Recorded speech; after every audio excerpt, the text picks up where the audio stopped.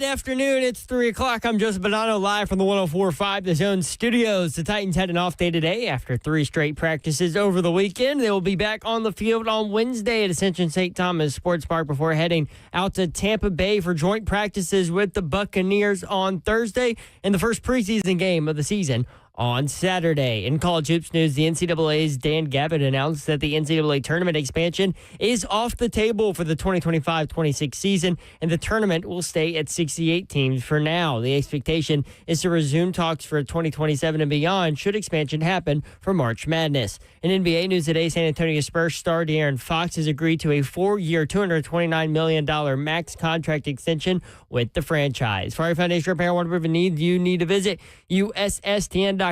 Breaking news at once on your home for the Titans and Bulls. This is 104.5 The Zone.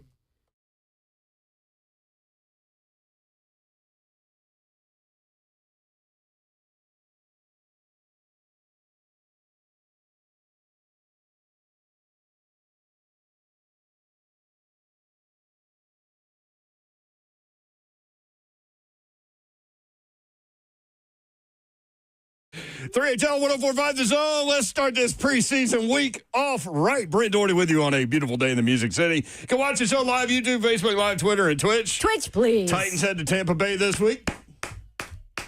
Let's go. Happy Monday, y'all. Let's get it on. What up, Babette? Football is here. Did you know that college football starts 2 weeks from Saturday? Yes, I did. Saturday. 2 weeks from That's Saturday. a lot of mouth right there, y'all. You got like 4 or 5 games. The first game is Iowa State, Kansas State on ESPN at 11 a.m. Which is going to be awesome. Then I'm you got watching Western Kentucky playing up in Bowling Green. Against? Sam Houston. Western Kentucky, a 9.5 point favorite. I'm on deck. That's at 6 o'clock on CBS Sports Net. 2 weeks from Saturday. It's a game I bet. The NFL season opens with Dallas at Philadelphia 31 days from right now. We're here. We're in it. All the way. In it to win it. I mean, it's August. We have college football. We have NFL football. Yeah. We here. Yeah. Did I already say this? You can watch the show live, YouTube, Facebook Live, Twitter, and Twitch. Twitch, please. The F&M Bank No, you chat did not. is open. Happy birthday, Bert. The Big Bert. Big Boss Bert. BBB. Triple B's. How old do you think Bert is? Bert's one of those people, I could look at him, study him for like 5 minutes, let him talk a little bit. I can't get within 5 years how old that guy is. He could either be 26 or 56. And see, and I'm asking which one, because Babs is on point. Which one, him physically on the outside or his soul? Because his soul probably way older. even his soul could be like one day 27 It could be. and one day he's 80. like a little chameleon with his age. Yeah. Who are you, Bert? I do want to know how old he is. I'm going to guess 36. Hell no, you ain't that old. He's not that old? Mm-mm. What do you Not think? saying that's old, but yeah. Comparatively speaking. Right. To what We got he some young actually guys working with us. I'm We have a lot gonna of say young guys. 30. 30. What do you think, Babs? I'm going to go like 34. 36, 34, He 30. was born. No, tell me that. How do you know? Yeah, the born ain't gonna do it for me. Listen, we don't do math on this show. You don't do Also, math. we've already asked you questions, and you've given, like, really solid answers that Yeah. were wrong. So, I mean, totally wrong too, though. What are you But talking about? acting like you know. What are you talking about? I do know when he was born. when was he born? 1993. Dang. 32? He just turned 32? So right there, Like I smack said, dead I in don't between do all of us. All of us. Mm-hmm. Definitely Hey, Dirk. between you and Babs. I said dirt. Okay, Bert. Slay Dog is here, y'all. I'm in the building. Slay I'm Dog in the might- building. Slay Dog might be 32. I don't know. I do have a 32-year-old knee See, at some point. y'all's problem is that you have Wikipedia pages that have your age. But you can go back and change that, I think. Can you? Can you? I think that's the public control that, I think. Okay. Zach Lyons said 28. Wow. Good job, Bert. Tricking everybody. 37, 33. He's a wide range age. See, that's exactly what I said. You did say that. He could be any of them. 56 to 26. That's perfect. I started to go, how old do y'all think I am? And I was like, I don't want to go down that fast. Nah, we're not going to go. Yeah. Leave that one. Wait, your soul? Because your soul, you're like I'm like 12. 25. Maybe. On a good day. I said soul, not your Yeah, that's the thing. Mentality. not your mentality. Can I give a shout I out? would go Maturation. 15. That's what she said. Yeah, exactly. Man, if we didn't talk over that, please clip that. That was amazing. We might have talked over Babs it. is ready for football season. Let's go. I got What's your shout out? Shout out. Presented by your mom and them. Yeah. So my shout out is to, so over the weekend I had a nice little Saturday, eventful Saturday. So one of my partners who trains, Marcus Kinzer, had to get together for some student athletes that are getting ready to prep and go to college. Marcus Kinzer could play. Oh man, 40 points waiting to happen. Yeah. So we had a mentoring segment and went in there and talked to them. So that was pretty cool. Was this the thing at Lipscomb? No, this one was at, where did we do this at? Oh, it was everywhere. Ezel Harden, this was about 12. But Does before your knee that. know how busy you are? No, just put the Does it know when it's getting into it? Ice machine. It keeps it. Right, but your new knee is like, okay, we'll be a new knee for this guy. No, new knee rolling. But did anybody tell the new knee how active and rolling it was going to be? Come on. Okay. Drag him along. That was one, doing a mentorship program. So that was pretty Kinzer dope. played for the National Stars, right? Yep. Yeah. Glen Cliff legend, Southside legend. Went to Tulane, played there, graduated. What is the the other one? Shout out to Savage, man. Savage did a great thing. A company with Rand Carthon and Brian's Motorsports. Brian Hayes from Brian Motorsports. I saw this. Dog, so gave away shoes. This is the second year. And he teamed up with For Your Fathers, if I'm not mistaken, in Princess. Yes. But man, it was pretty dope. So it was one particular moment.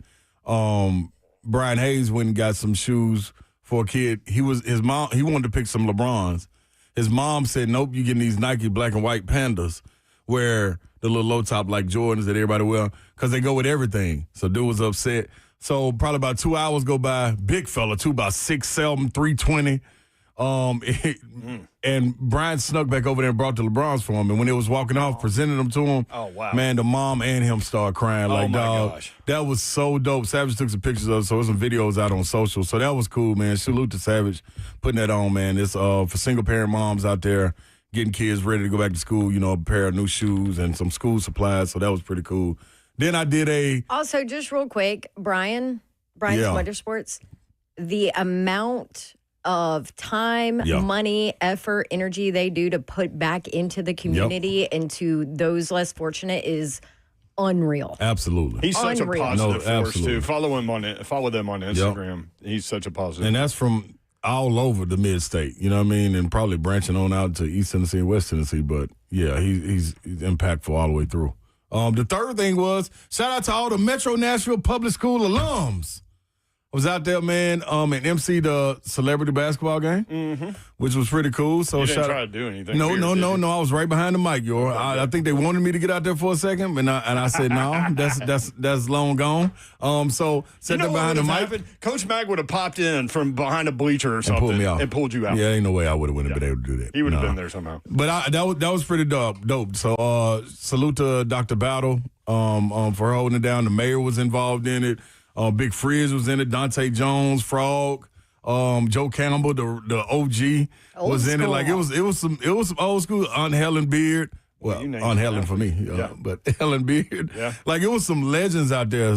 So they got it done. And the tip of the iceberg for me was being able to bring Charles Davis down to get introduced and get him some love shown. Like we don't get to see Charles Davis unless you're out there on the golf course all the time. So, dude, that's a Nashville legend that always plays behind the scenes, but should be given flowers as many times as possible. So those are my announcements. Very cool. Again, the chat is going crazy with people trying to guess Bert's age. Again, Bert is 32, but these age guesses are amazing.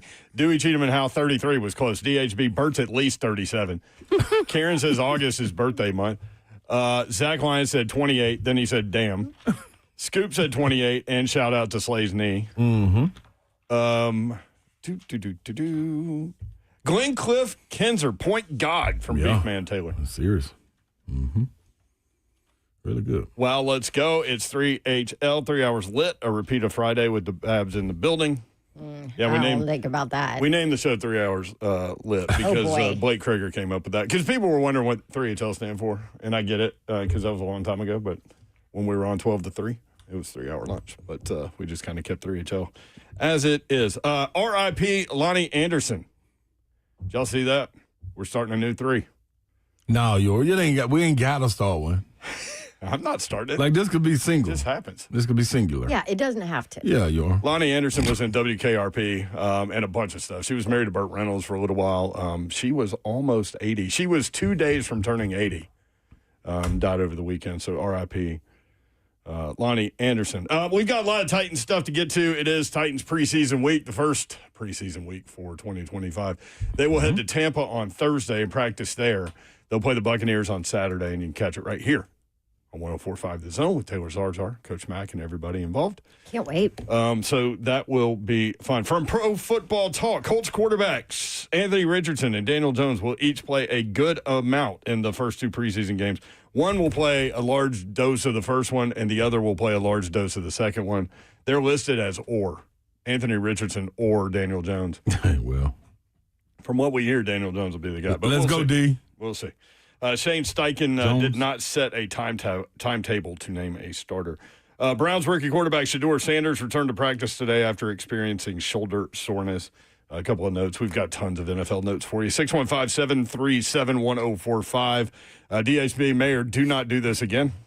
Thank you, DHB. I don't know what's wrong with you. I don't know. Things just come out of my mouth. Somebody said happy birthday to me. It's not my birthday. Yeah, Scoop, happy born day, Mayor. It's not my birthday. It's Bert. Yeah, it's My birthday's in April. Although your lives the big boss. Yeah, I guess. USA Today proposed a trade package. We'll talk about this when we come back. That would send Micah Parsons to the Titans. Oh, Easton Freeze is next, so I'll go ahead and do this. And we'll talk about it later. USA Today proposed a trade package that would send Micah Parsons to the Titans for Arden Key and, check out this haul, 2026 first-round pick, 2027 first-round pick, 2027 fourth-round pick, 2028 second-round pick.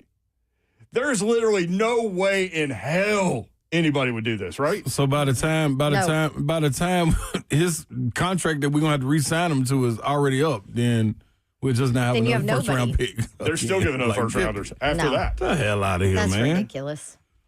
We're putting the farm up for that. Zeph, would you do it? Not that much. No.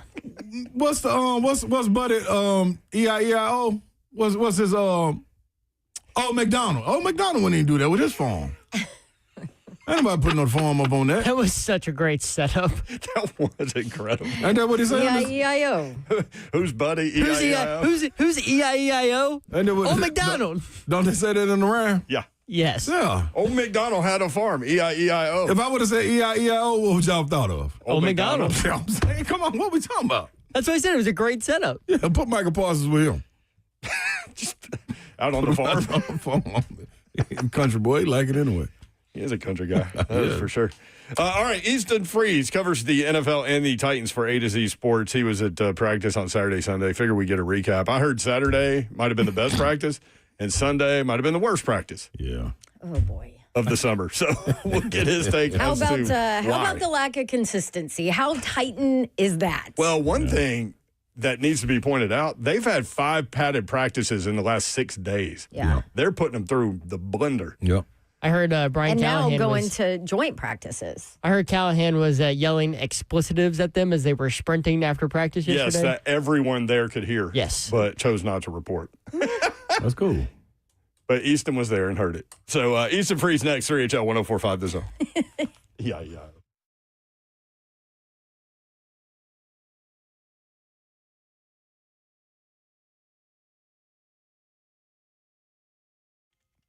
All right, change always happening, part of life. And when it comes to music, we know change is around us. Songs are rewritten, classics are remixed, bands and artists come and go. Even our taste in music changes eventually. But no matter how things change in 5 years, there is one thing that's going to stay the same, and that would be the price of your internet. How about this from Xfinity? Introducing a new 5-year price guarantee. So you get 5 years of the most reliable Wi-Fi with their best equipment included for a price that stays exactly the same. Inflation, what? Surprise, life is full of them. One internet price, 5 years guaranteed. Learn more at Xfinity.com/deals. Restrictions apply. New residential customers only. Taxes and fees extra, subject to change. Most reliable Wi-Fi based on Open Signal Awards USA. Fixed Broadband Experience Report, August 2024.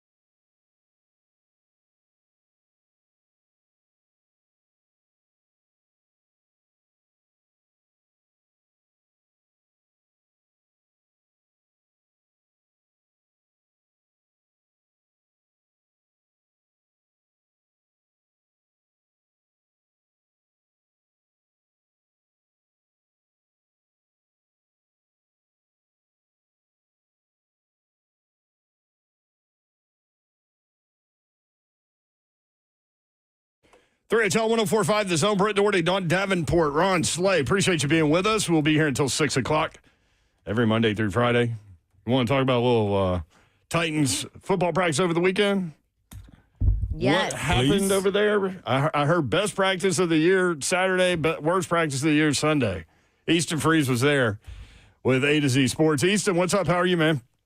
Hey, friends. How are y'all? We're great, man. Thank you for hopping on. So give us an overview. Like, how do you have such a great practice on Saturday, and correct me if I'm wrong, but, like, such a bad practice on Sunday? Like, no consistency there day to day.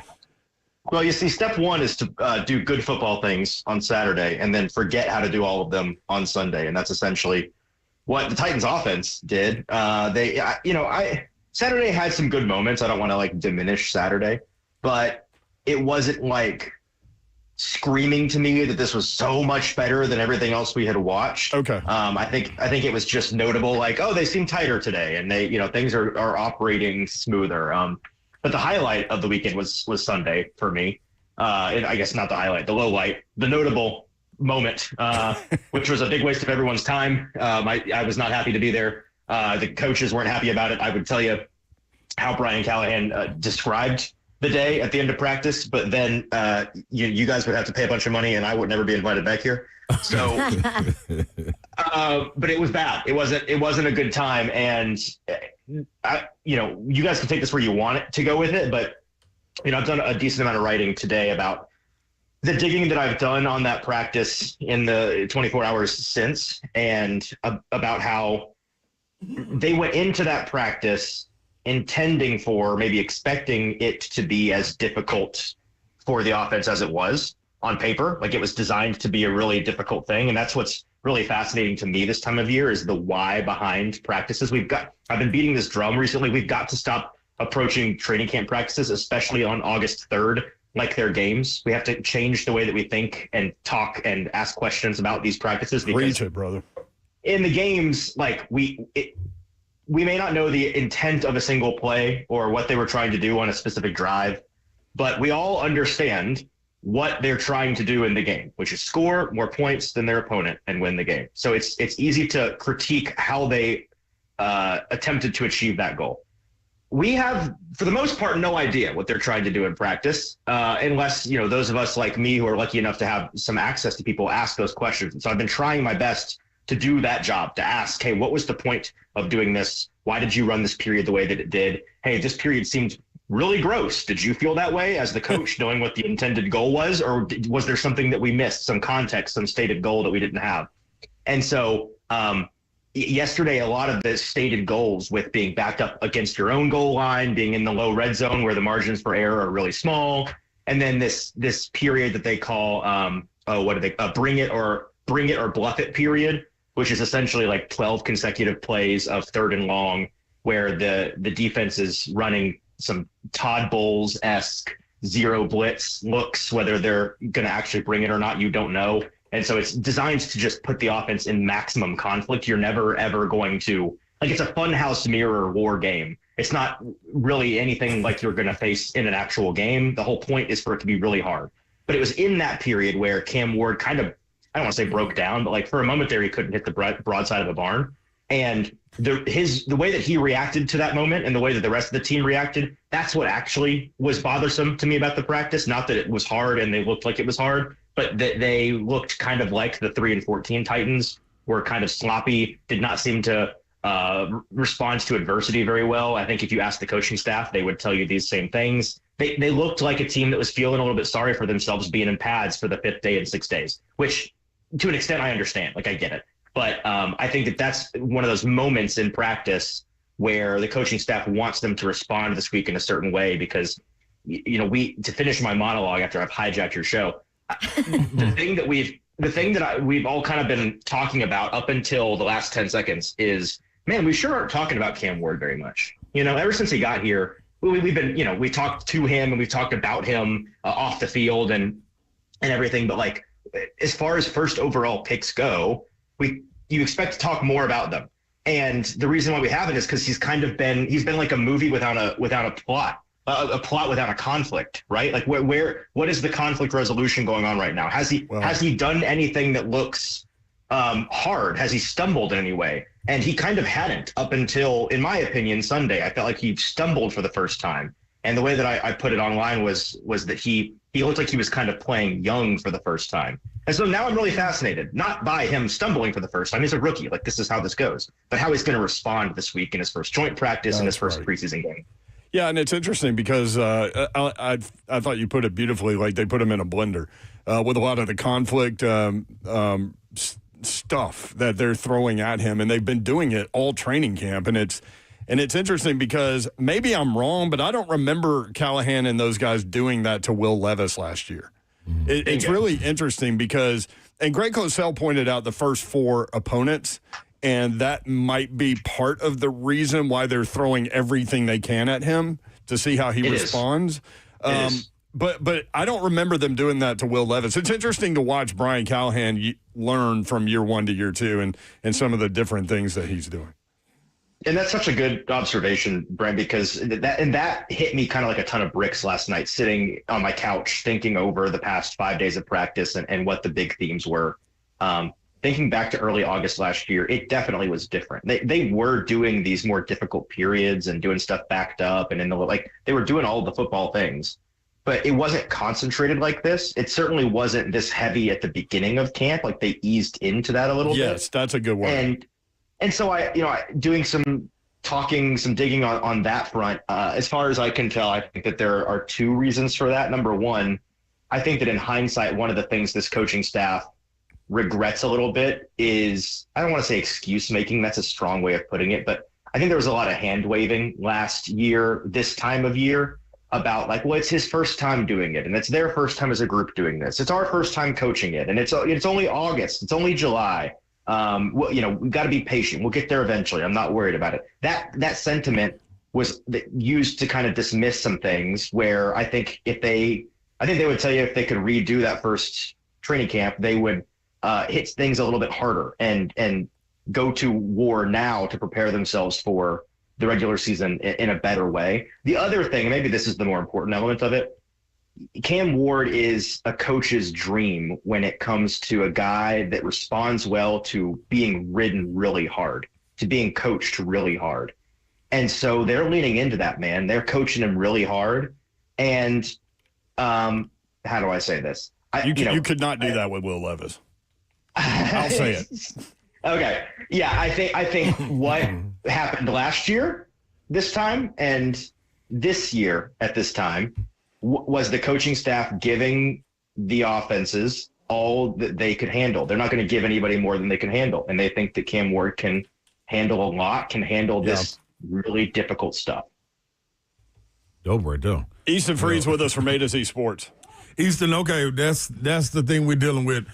Cam being able to stay level-headed and handle all of this pressure and all of this. So going into this week versus Tampa, how much do we take into this and say, like, all right, if it doesn't go good, it's a sample size, or if it goes great, still understanding it's a sample size, and this team is still far away from whatever we see as far as being successful until we get to the regular season, if that makes any sense.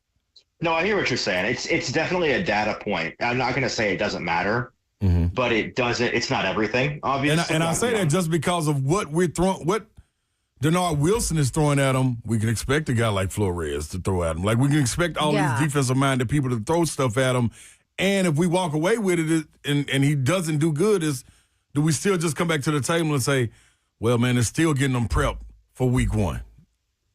Right. Well, that is an intentional part of it, with Denard throwing his style at him early, and then obviously Todd Bowles in Tampa, Atlanta. I'm not quite sure what their defense is going to offer, but that's a different style of defense than those first two. And then we know with Minnesota and Brian Flores, he's an insane person, so he's going to throw a lot at you in the third week. All of that preparing you for what we know to be an outrageously difficult and talented Denver defense. Let me jump in real quick. That's probably the reason, a big reason for that bring it or bluff it period with all the zero blitzing. No question. Because that's what Brian Flores But does. I think we all still sitting here at the same time watching it and saying, oh, man, that's all right. You got plenty of room to grow. Like, this is what you want to see early. But to Easton's point, I'm glad that he has the mental capability of being able to take this. Okay, who's growing with him, though, Easton? Because we know Cam will grow from this and watching it. But if I'm Calvin Ridley or I'm the slot receiver, hey, dog, I'm out here running routes, man. I ain't getting the ball. Like, I understand our quarterback is growing from this, but what about me? I ain't getting a chance to grow. I think that this week, and, maybe I'm wrong, and we'll have to reassess after the week. I think this week is when there's a little bit of a reprieve for those guys in terms of the difficulty level coming down just a little bit. Not to say that Tampa Bay is, an easier opponent than the Titans defense. Certainly not. But I think that it's going to be a lot more neutral situations in that joint practice, unless they just maybe Brian Callahan has already talked with Todd Bowles and said, make it as hard as you possibly can, which is sadistic, but is what it is. I don't expect it to be as defense favorable in the joint practice. And then certainly in the game, in any game setting, whether it's preseason or a real game, you're not going to, there are first and second downs, right? Like you can't just zero blitz on third and long over and over and over. It's not how football works. So there's going to be some more neutral situations for Cam and those young guys as much as they play. So I do think that little bit of the pendulum swinging back in their direction a little bit in terms of favorable situations should show a more just a better, smoother version of the Titans offense than we've seen so far. And I think it's important to see what that looks like when he's in the neutral situations, but I'm also not going to panic if it's bad. I'm old enough to remember when CJ Stroud looked hilariously bad in his first preseason game ever. I think he threw I don't remember on the first drive. Oh, it was awful. People were panicking. Yeah. It was, it wasn't like his rookie year. It was only like 2 drives or something. Yeah. It wasn't very middle of the game, and they may have used him earlier than they planned on it. I remember that. See, nobody remembers because he was so good his rookie year. That's true, yeah. Exactly. So you keep that in mind where, I remember, you guys remember when Jamar Chase couldn't catch. He'd forgotten how to catch footballs in the preseason. And then he turned into that was okay. We need him to be today. That's right. There is nothing that can happen until September 7th or whenever the first game is that makes me all the way panic or all the way in on somebody. Like it's all a little bit fake. Okay. I know it's hard to go this route, but actually Tarsha in the chat brought it up a little bit, but basically said, realistically, what should we expect the floor to look like by week 1? But at this point, I don't think that camp and what we've seen is what I expected. I'm not sure what I expected, but because also it's year 2 of Callahan, so we don't know how different he's running things either. You know what I mean? Like we can sit there and watch and speculate, but he learned a lot after last year in preseason and what he asked the team to do and put forth in camp and all of that. But at this point, is it what you expected to see out of Cam? The inconsistency from top to bottom, really, with this team, like a good practice on Saturday, a questionable one on Sunday, an okay one, a terrible one Tuesday to start pads, and a decent one Wednesday. It's very up and down. Is this what you expected, or what do you think that kind of floor is when we're looking at week 1? Well, in my head, I was expecting this training camp to just be the same. I don't know why, because we spent all spring talking about how it is a different program. But I think I was just subconsciously expecting it to be roughly the same thing that they put Levis and those guys through last year. And so I was expecting it to look better. Right. But each day when I see the things that they're doing, and it's like, oh, they're doing so many more hard things than they were doing. Yeah. It's they start a new period, and if somebody tells me, hey, here's the whatever, the low red zone period or the zero blitz period, it's going about how I would expect a rookie quarterback to look in those drills. So week 1 is really tough, as you guys mentioned. Denver might kick their teeth in, and if there's nothing they can do about it. And I'm not trying to hedge at all or already cope for a week 1 loss, but we always talk about how week 1 is a liar generally. So it'll be the same case, by the way, if the Titans win. I'm not going to sometimes the Steelers beat the Bills in week 1 and it's like, oh my God. And then you realize that it's just a weird week 1 thing. Mm-hmm. So no matter what happens in week 1, I'm not going to be all the way in or all the way out, but that defense is going to I mean, I think it is the worst possible starting defense for a rookie quarterback. Not one of, like the worst defense of maybe the past couple of years for a rookie to start with. So my expectations are very low. And in terms of a floor, you ask for a floor, it's hard to set one. I would just set it at not doing, to kind of bring it back to what I was surprised about from Sunday's practice, him not doing the Levis week 1 thing where he plays young and one issue, because there are going to be issues, but that one issue then spiraling and turning into a guy pressing and getting tilted and doing things that are uncharacteristic. I'm sure Cam Ward is going to make some mistakes, maybe some brutal ones in week 1 against that defense. But I think the floor of expectation should be, okay, don't let those change who you are. And that's one of the selling points for Cam Ward was, right? In college, he would dig holes for his team, but he would also stick to his guns, stay true to himself, and dig them back out. And that's the fundamental difference to me between him and Levis, not spiraling. Yeah, although it's a little bit easier to dig out of holes in college than it is the NFL. So against Georgia Tech. Right. Yeah. In the ACC, yeah. Easton Freeze with us from A to Z Sports. Easton, now, on the flip side of that, this defense. So what we're getting from them, let's see how to shape this. Denard Wilson's throwing a lot of stuff at the offense. They got a young guys. They got a nucleus up front that's trying to get together. They got a quarterback that's trying to watch it. 2 running backs that seem to be in heavy competition with Tajay Spears wanting to prove who he is. So him looking for more carries. You got the receivers. You got Lockett coming in. But this defense, is this who are they portraying who they're going to be in the season in practice right now? Or is this a hold on, everybody be cool, the same way it is for the offense right now? Like we need to hold our horses with the offense and wait. Is that the same thing we need to do with this defense, the way they're delivering versus this offense? It's a little bit of that. I think that the pause that I have for the defense has so much more, unlike the offense, it has so much more to do with a couple of key individuals, some of them when they'll be back, some of them how good they'll be early. Yeah. And it all still hinges on L'Jarius Sneed to me, because the second team secondary for the defense has been making the second and third team Titans offense look really good the past week. It's been concerning. Like every time I watch them go out there, I'm further concerned about L'Jarius Sneed coming back and when that's going to happen, because it's rough.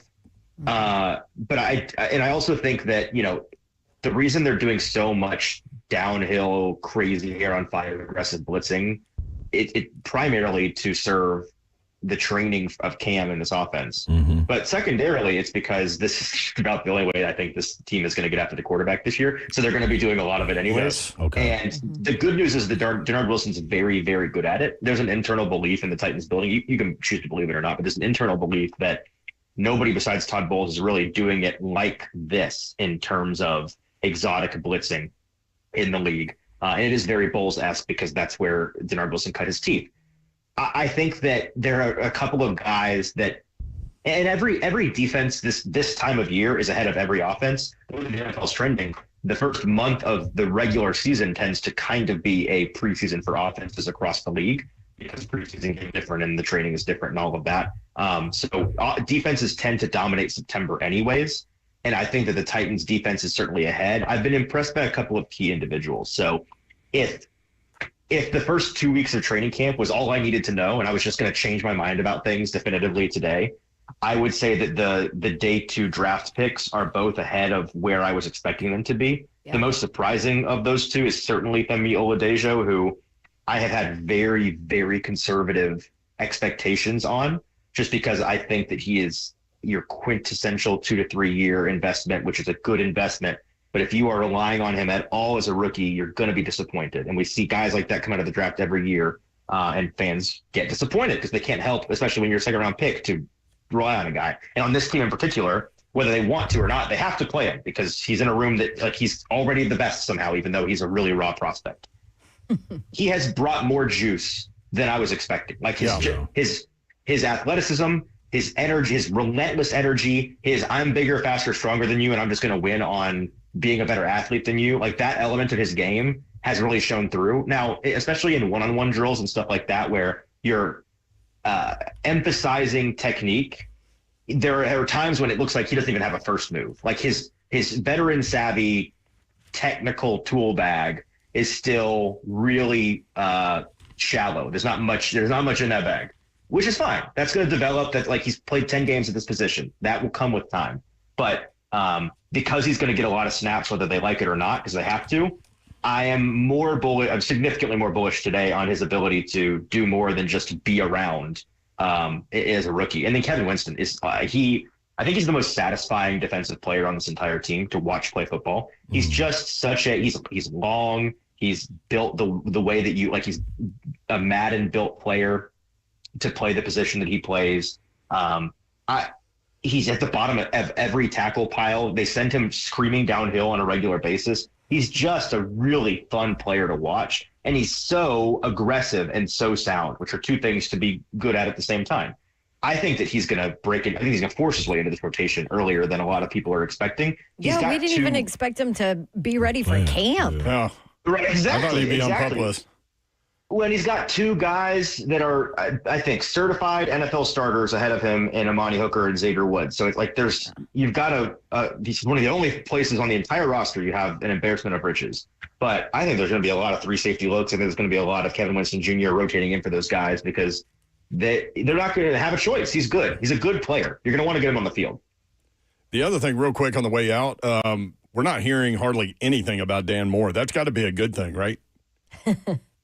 Yes, absolutely. I have been surprised by how many people have been concerned or asking about Dan Moore so far and been like, this guy must stink. We're not hearing anything about him. All we could do in this media market this time, the past 3 years, is talk about the tackle play.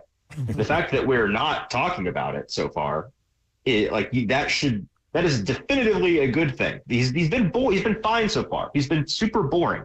That's fantastic for a tackle. Has he this guy's killing guys? No. But who cares? He's not been getting killed. And that's what you've had the last 3 years in a row on August 4th was, man, Arden Key had 9 sacks today. Can you believe that? That's not happening right now. And that, the part of that is the Titans don't have a whole lot of pass. I'm not joking. He told us that one day. And I think he was right. So it is a good thing that you're not hearing about Dan Moore. And let's see this week when he goes up against I would say a better opponent than the Titans have on their defensive front. Easton Freeze, A2ZSports.com, at Easton Freeze on X. Thank you, Easton. Great stuff, man. Appreciate you. Thanks, Easton. It was a blast, guys. Appreciate it, Easton. There he is, Easton Freeze. Let's talk a little bit about what he talked about when we come back. Is that cool? Yep. Yeah. 3HL 104.5 The Zone.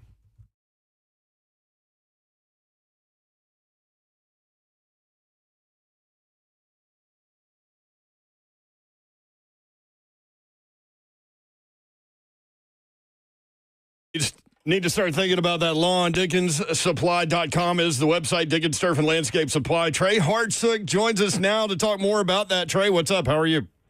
Hey, Brent, what's going on, man? Hey, happy Monday to everybody. I'll tell you, I don't think anybody knows what season it is right now, and that makes it really tough in our industry because it's like, hey, is it fall? Do we need to get ready for air raid and overseeding, or is it summer? Do we need to take care of these summer weeds? And the answer is right now, Brent, we're seeing a ton of people coming in talking to us about number one brown patch, which is a fungus that affects the cool season turf here in Middle Tennessee. When it's hot, it's a little moist outside from the afternoon showers we've been getting. That's been a big concern here. So if you're having big brown patches in your lawn, come on down to Dickens Turf and Landscape Supply. We can get you what you need to take care of that brown patch and get that stuff wiped out to get that lawn whipped back into shape. Also, it's that time of year to even be thinking about overseeding and air raid. Like we just said, it's August, so September will be around the corner. Come on in. We'd love to talk to you about what you need to do, kind of getting ready for that process. Want to make sure that all the crabgrass and Dallas grass and all those grassy weeds are taken care of. So it's a great time in the turf industry if you're getting ready to go in the fall and want to have a great lawn. Stop in and see us. We'd love to talk to you about that. We're conveniently located all over Middle Tennessee. Got locations in Nashville, Hendersonville, Murfreesboro, Bellevue, Brentwood, Lumber, Mount Juliet, and Franklin. If you can't get a hold of us, check us out online, DickensSupply.com. What's happening, good people? Big Slay here with you and Brentwood Jewelry. And that's where you need to head over to. 7012 Church Street East is located in the heart of Brentwood, just off Franklin Road. BrentwoodJewelry.com. On your handheld devices, go on and check them out.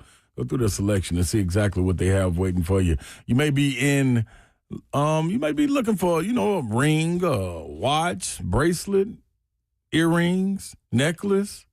Who knows? But they got everything you're looking for. I can promise you that. They've been serving people in the community for over 50 years. It's family owned and operated, and they don't let you down. Now, understand this. When it comes to engagements, they got you covered. First, you can ask your partner how involved they want to be. They'll let you know that. Next, discuss their expectations. And if they want to be involved, stop by Brentwood Jewelry to browse for rings together and valuable feedback. And if she wants to be surprised, start a conversation to get some essential details like ring size, style, cut, and color. Don't forget about the watches for the fellas now. I'm telling you. You got watches for women as well, but I'm looking for one. Rolexes, they got them. Exceptional style, exceptional deals every day for over 50 years. BrentwoodJewelry.com.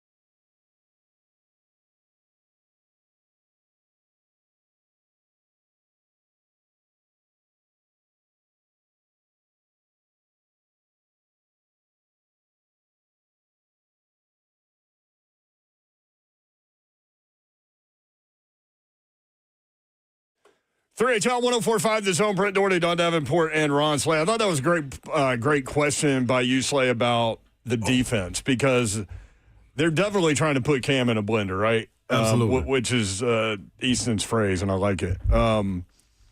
They're trying to present him with conflict nonstop. Yeah. And they didn't really do that with Will Levis. No. So it's interesting to see like what this staff does year to year and some of the changes that they've made, and that's definitely one of them. But to your point, I think it's a good point because I think it helps the defense too, because I think this defense is going to they're going to have like 75 different blitzes because they're not going to be able to get pressure. At least at this point watching that, they're not going to be able to get pressure without scheming it up. Yep. Right? So I think it helps the defense too. Yep. Understand to work on all this stuff. Yeah, kind of fast track that pass rush and coverage situation and understand that who out there can hold their own. So I think we're figuring out Brownlee is going to be just fine. Which we expected. We expected. McCreary will be just fine. But then it's kind of like, okay, now where we're going. And also, what's Snead's story? But that's the biggest. Where is he? And I don't expect him to honestly ever practice. Right. But he's got to get something to get something in because he hasn't played in almost a year. I said my attention radar will go up second preseason game if we don't start seeing them out there in practice. So when they're going on the road, they go to Tampa, then somewhere else, and then they come back home. That week leading up to that home preseason game, I need to see something. Mm-hmm. For me to be comfortable and be like, okay, I go to vet. That's what we need out there. Plus, he needs it. Like I understand. He needs like you the work conditioning. Come on, part. man. I mean, the real rep conditioning part. There's some bad folks out there, but and on top of that, you also need to work on the communication with your teammates back there in the secondary. I mean, it's not like that just happens. Yeah. Like, oh, hey, we're good. We know what each other's thinking. We're great. Unless you coach Prime. There is. Right on the island. Okay, well, nobody's Coach Prime. I think the most that he's done so far is just work on a side field individually. I think Lloyd Cushenberry was also seen this weekend working on a side field. What up, Cush? So come on back. Okay, that's another good note there for the Titans if Cush can start working his way back. Mm-hmm. Yeah, but I think it's good for this defense to be able to see looks that they're going to see, and that means if we're seeing this, of course nothing's put out, but if we're seeing this now. Imagine the bag, like you said, that Denard has. Like, it's got to be a deep, what kind of little luggage? I don't even know who got deep luggage bags. Like, he got to be able to climb in there and pull out a whole bunch of stuff. McDonald? So, EIEIO. He got to get EIEIO bag to be able to get. Like a magician's bag? There you go. Good, Babsy. Needs the Mary Poppins bag. Oh, yes. That was a good one. Yeah. That was a good one, yeah. But that's what he going to need, man, because by week 6 or 7, like, that's a long part of the season, just that alone. I'm really impressed that the 24-year-old went Mary Poppins. Me too. I don't even know if he's really seen it, but that was good. I have seen Mary Poppins. The real one? Yes, the old one. Oh. Nice. It's old to me. I'm sorry. I mean, no, it's old. It's old to us. Yeah, it's older than us. He ain't hurting us though. Yeah, you're good. But thank you for being careful with that. Appreciate that. We're trying to be. When we come back, the Speedway Classic was an event. Did anybody watch? That thing was never ending. I did. Teresa Walker did with the Associated Press. She was there. She'll give us her little breakdown when we come back. That's coming up. 3HL 104.5 The Zone.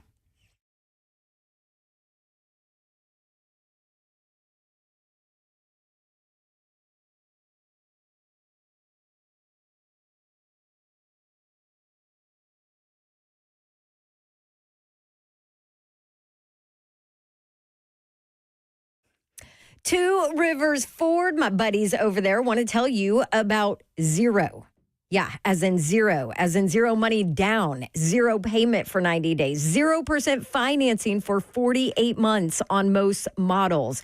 Oh, and zero on regularly scheduled maintenance because Two Rivers Ford is throwing in a 2-year complimentary maintenance plan. Are you kidding me? I need to buy a new truck. It is the Zero Summer Sales event happening right now. Here comes the text from your husband. Two Rivers Ford. Listen, he got to drive my Ford F-150 all week, and now he's like, I'm just going to take it. Yeah, he loves that thing. Yeah, I'm like, no, you're not. At Two Rivers Ford, their salespeople don't work on commission. So guess what? There's zero pressure when you are shopping for a vehicle. And at Two Rivers Ford, you will get zero surprises because they're honest, they're transparent all the time. A-plus members of the Better Business Bureau, and they've been family owned since 1983.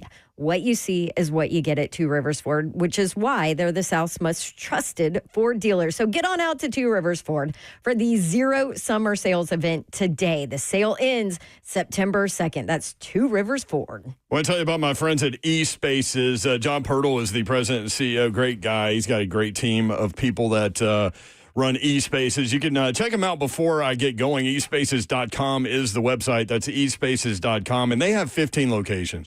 So if you need an efficient, quiet, great, sleek workspace, whatever you're looking for, just for you, maybe you need a conference room so you can bring in people from all over the area into one space.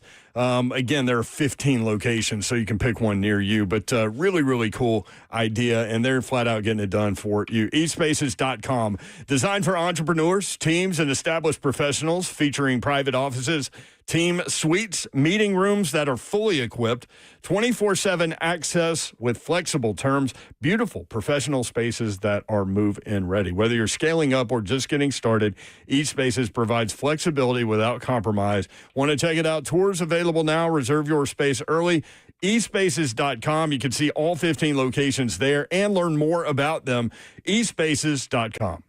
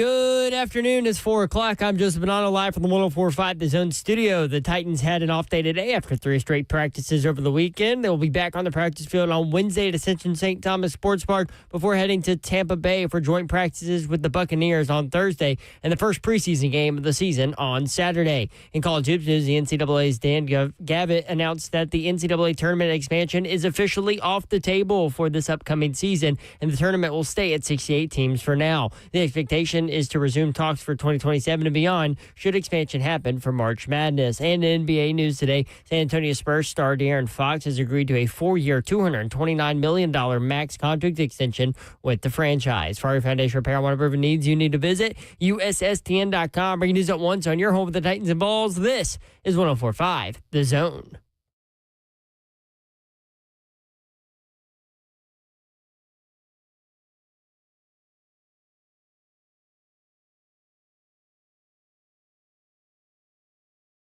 Three Town 104.5 The Zone. Brent Doherty with you on a beautiful day in the Music City. Hope you're having a great Monday. Hope you had a great weekend. The NFL preseason does begin this week for the Tennessee Titans. Don Davenport is here, y'all. Let's go. Happy Monday. The week is here. What up, Babsy? That's fun. Shout out to all those parents out there trying to figure out first half days of school and childcare and all the things. I feel It's live. It's live and it's back. Executive producer of 3HLSF. What's up? What up, Zeph Dog? Slay Dog is here. I'm in the building. I'm in the building. I'm in the building. I had a dream last night. About? I was in somebody's backyard, and we had like food and drinks, you know, stuff you do in a backyard. But Mike Borgonzi was there, and so was Brian Callahan, and they would not talk to each other. And I was like trying to figure out why will these guys not talk to each other? And then I woke up and I'm like, why did I dream that? That's weird. What is wrong with me? That's a tough one right there, you are. Unless that's what's really going on. Maybe Teresa Walker with the Associated Press knows something. Teresa, what's up? How are you? Well, I'm good, but Brett, I'm just going to say it's football season, and this happens. You know, football creeps into all of our brains and into our dreams. It's that time of year. It's overload. Listen, Teresa's known me a long time. You know a little bit about how my brain works, so there is that. What year is this for you, T? 29th year covering this franchise, the Tennessee Titans. Teresa's seen some stuff now. Yeah, she's won all the awards and everything. She's seen some stuff. I hate it when we put people on that are smarter than us collectively all the time. Everybody. But yeah, so I take it well. This is where we are. Teresa Walker with the AP. So tell us about your weekend, Teresa. You went up to Bristol.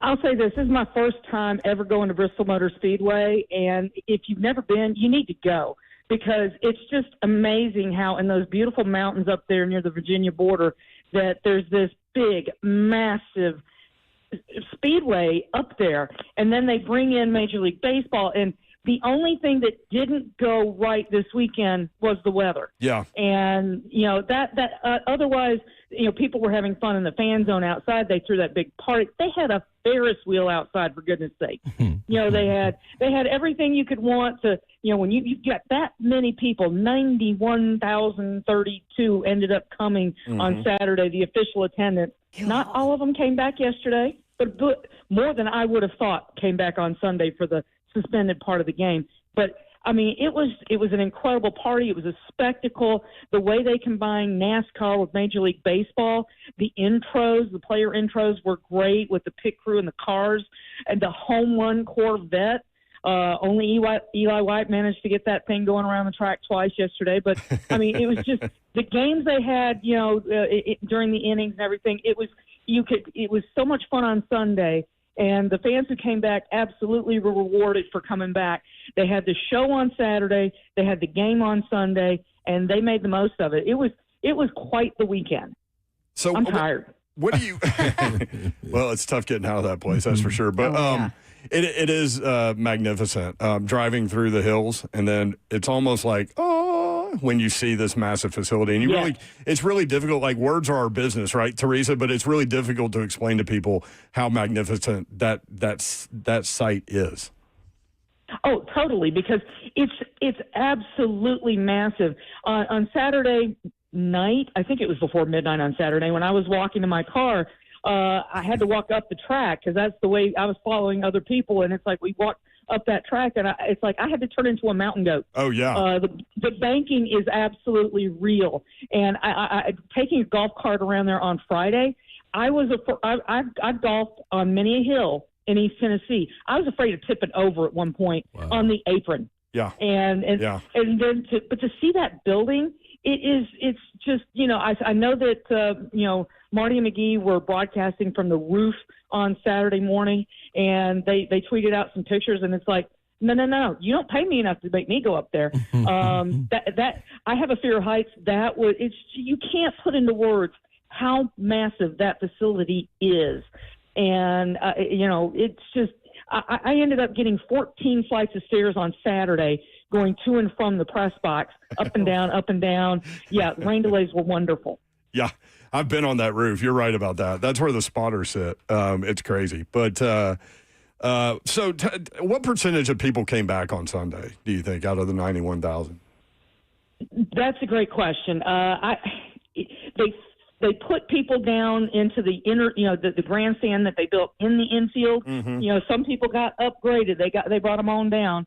And but there were people sitting in the very top row. I don't get that. There was lots of room. Move on down. But maybe 40 to 50%. Yeah, it's kind of tough to gauge because how big that place is. That's interesting right there. Okay, so Queen, answer this for me. After seeing that baseball event there, do they need to do football once again now? A college football? Well, Slay Dog, the NHL was apparently paying close attention to this race and how it went for Major League Baseball. Yeah. Yes, Sportico reported Friday that they were paying attention to that place. The largest hockey game was, I think, at the University of Michigan. But, I have a story on how they're changing that place back to NASCAR because they've got a playoff chase race September 13th. They are open and willing to try anything inside Bristol. So family went to the Battle of Bristol. It's one of those things, probably not again. But hockey, I'd be curious for that because up there in the winter, you could, it would be very interesting. I think that hockey might be perfect in that big stadium for that bull ring. But let's stay tuned. That's interesting. So they've got a month to get it back. I did read where they knocked down some buildings to put the baseball field in the infield, right? Really? So do they have to reconstruct some things? They do, Brent. They literally tore down pit walls. They have to rebuild those. And that means pouring concrete, and they're going to be, doing all the chemical additives that they can to help speed that process. They definitely need good weather, but the target date to have everything back in place for the weekend of the September 13th weekend at Bristol, September 7th is their day to have things done. But they built in some wiggle room of September 9th in case they need it. So they put the last final touches on the field the Tuesday, Wednesday of last week for baseball. They may be cutting it that way as well for the race, but they've got to literally build some things back. The building, you can always put up a tent until you can have time to build something else. But the pit walls, you absolutely need those set in concrete. Wow, money got to be free flowing, man. That's so interesting. And had 91,000 there. Yeah, I mean, you're right. You're absolutely right. Yeah. So interesting. Teresa, thanks for checking in with us. We really appreciate it, man. Well, thank you. I'm going to go back to napping because it was a long, wet weekend. Yeah, you deserve it. Teresa, before you go, let me ask you one thing, man. This is the 29th year. What do you miss over these last 29 years, like us going into a new rebuild? What's something that you miss, whether it be a coach, the fanfare, a player that you kind of miss seeing over these years? Ooh, that's a good one because that's the thing. There's been so many great players come through here. Loved watching Eddie run. Same with Derek, BJ2K. I could say a name that it's going to hurt Titan fans, but it was kind of fun watching A.J. Brown play as well. But I'll stick with the running back. I thought so. Yeah, that's a special one. Yeah, I immediately thought of 9 too. Steve McNair, man. It's funny. He would after practice, everybody would want comments from him, and everybody would stand back, and he would face his locker, getting like his deodorant on and his shirt and all this stuff. And nobody would say anything until he turned around. Then you knew it was time, and Steve was ready. Miss him. Because he would always talk to us. We just had to give him time to get through getting injury treatment and let him get dressed, give him his room, and then he would talk. And absolute respect for the man. Love it. All right. Thank you, Teresa. Appreciate you. T. Thanks, y'all. There she is. The Queen, as you called her. Yeah, Queen Teresa. Hey, man, do you know how much they've got to be printing money? Start talking about hockey. Like, I mean, Bristol's in the event business now, I've been to 2 races there. I've been to a night race there, and it's a spectacle, absolute spectacle. And went to Battle of Bristol with Virginia Tech and Tennessee. And I know a lot of people complained about sightlines. Baseball field much bigger than a football field. Right. So you did see some of that, but not that much. But with the football game, you end up watching the gigantic screen quite a bit. Did you go? I can't remember. Mm-hmm. You went, yeah. right? Yeah. I wanted to. The hockey thing, hockey, like the ice is smaller than a football. Right, so that's what I'm saying. That would be interesting. Like, even looking at their baseball, the diamond that they had, they still had so much stuff. They had a stage. Who was it performing? It's so massive. No, Luke Combs. I forgot who Tim it was. McGraw. Tim McGraw. Yeah, Tim McGraw performing. Like, you got all these people and all this extra little stuff going on out here, man. And then the diamond over here. Yeah. Then the stands. Like, that Ferris what wheel would you was do with massive, But baseball too. is a hockey? sport you can do that. No, absolutely. Yeah. And that's what I'm saying. Yeah. Like, but with hockey, it's like, it's kind of a confined space. dude, what else you gonna put out there? Like, we're gonna put a zoo back here behind it. Then we'll bring some of them animals and let them do the circus, and then like it's too much. What if you man. put like 3 rinks in, and you did like Multiple games? Yes, the Milwaukee level, like some sort of exhibition thing. And it's just or like not even exhibition. fair. Yeah, but then you could do college on this other rink, and then it all ends with the NHL.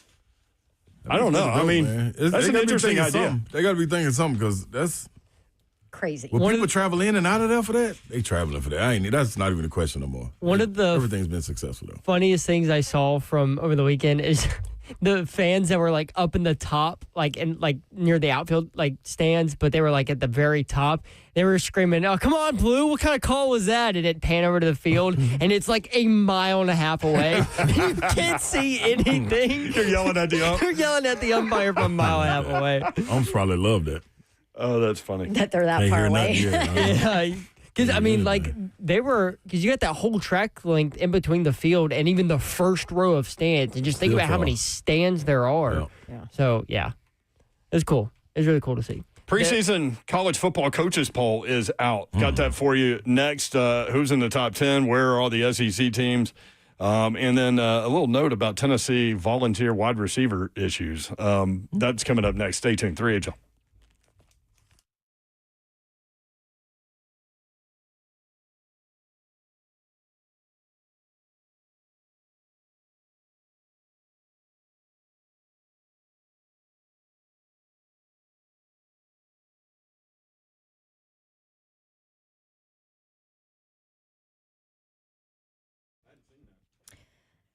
Key message from our good friends at Bart Durham Injury Law. Some lawyers out there actually chase ambulances. It is not legal. They're breaking the law. Lawyers out there do break the law. They will do anything, though, to get your attention after a car accident. That is not Blair Durham and his team, though. Marine veteran Blair Durham and the team at Bart Durham Injury Law. They don't play those games. They will not chase after you. They will not call you, but they are there 24/7 when you need them. So when you make the call, they answer. Local, trusted, and ready to fight for you. No gimmicks. Just a team that is on your side from the start, which is exactly what you want and need if your life changes in an instant after a car wreck. So if you or someone you love is ever in that wreck, remember Blair's number, 615-242-9000. Local, trusted, ready to fight for you. That is Bart Durham Injury Law at 615-242-9000.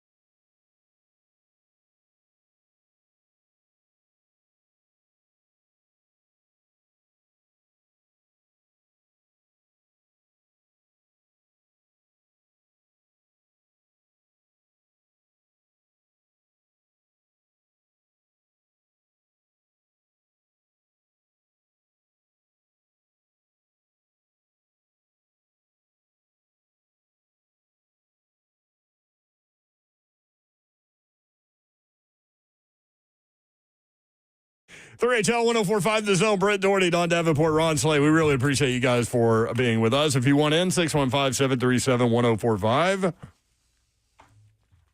Speaking of Luke Combs. Good job, back yourself. Thank you. Oh, no. 31 days till the NFL opener, Dallas at Philadelphia.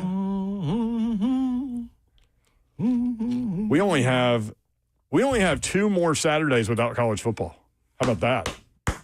I love it. And you know what, y'all? What, Slay? I'm so proud of myself. You're proud of yourself. Me and the surgery. Because what I've done, Yeah. I went into a preseason prep detox where I'm ready for the tailgating season.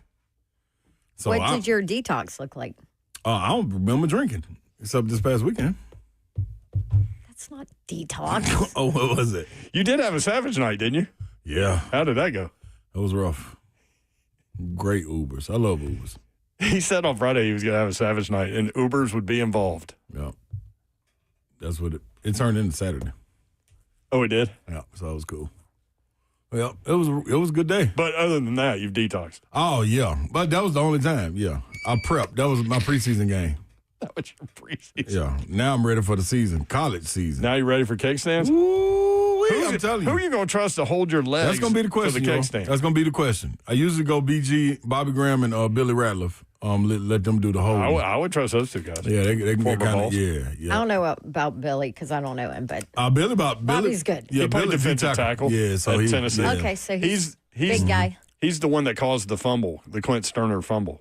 Yep, against Arkansas. He told T. Martin, "Don't take your pads off. I'm gonna get the ball back," and he went out there and got the ball back. So did. Covered it in it. So this Clint is still has a hard time with that. Just scared of this little leg. I hope this little leg is stable by then. Little leg.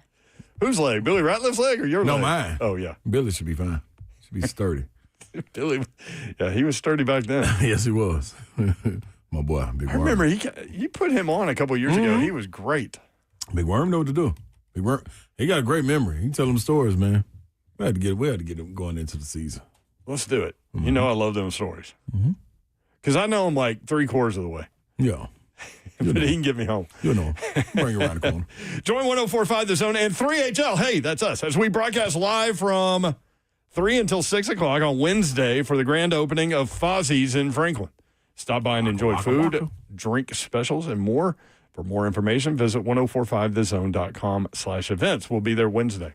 It's a good name right there, Fozzie's. I like that. Take me down to Muppet, baby. Muppet. Well, I mean Muppet Babies, yeah. But the Muppets. Yeah, that was the Muppets, wasn't it? Yeah. With the 2 old guys Yeah, sitting in the in the catbird seat, basically. yeah, that was pretty cool. So that's coming up on Wednesday. Our thanks to Easton Freeze, who covers the NFL and the Titans for A to Z Sports, for hopping on at 3:20 to talk about the debacle practice from Sunday, where the coach, Brian Callahan, was just screaming curse words as loud as he could afterward. Yeah. I like that. All of them. Just give me all of them. Mm-hmm. Go ahead and get it out, baby. He's usually pretty calm too. He's tired of it. It's not a He's sick of this. not a good sign, Titans fans. Appreciate the Queen, Teresa Walker, from the Associated Press, hopping on to talk about her adventure with the Speedway Classic. Thank you to Teresa. And Chris Lowe coming up at 5:20 to talk some college athletics. They're going to keep the basketball tournament at 68 teams this year. Yeah. Now, they said... I don't know why they want to grow it anyway. It's money. It's perfect. I know. I shouldn't even said that. I know exactly why they want to. Yeah. But, I mean, at some point, aren't we watering it down? I'm with you, Babs. Like, it's right like it is. It's 68 right is how enough. it is. Yeah, I I understand thought the college 68 was too football. I'm many. okay with the Yeah. college football expansion, more teams there for the playoff. But this is perfect. Leave it. Yes. 4 weeks Why you of gotta great mess basketball. Like, up that's something it. great? Yeah. Yeah. Yeah, and with the need 68, to- you still get the Dayton games in and all that. Yeah. But, All the playing And you're not, games. I mean, you're not at a point where, I mean, what do you think there is? 1 or 2 teams, really, Yeah. that you say, oh, they should have gotten in? Mm-hmm.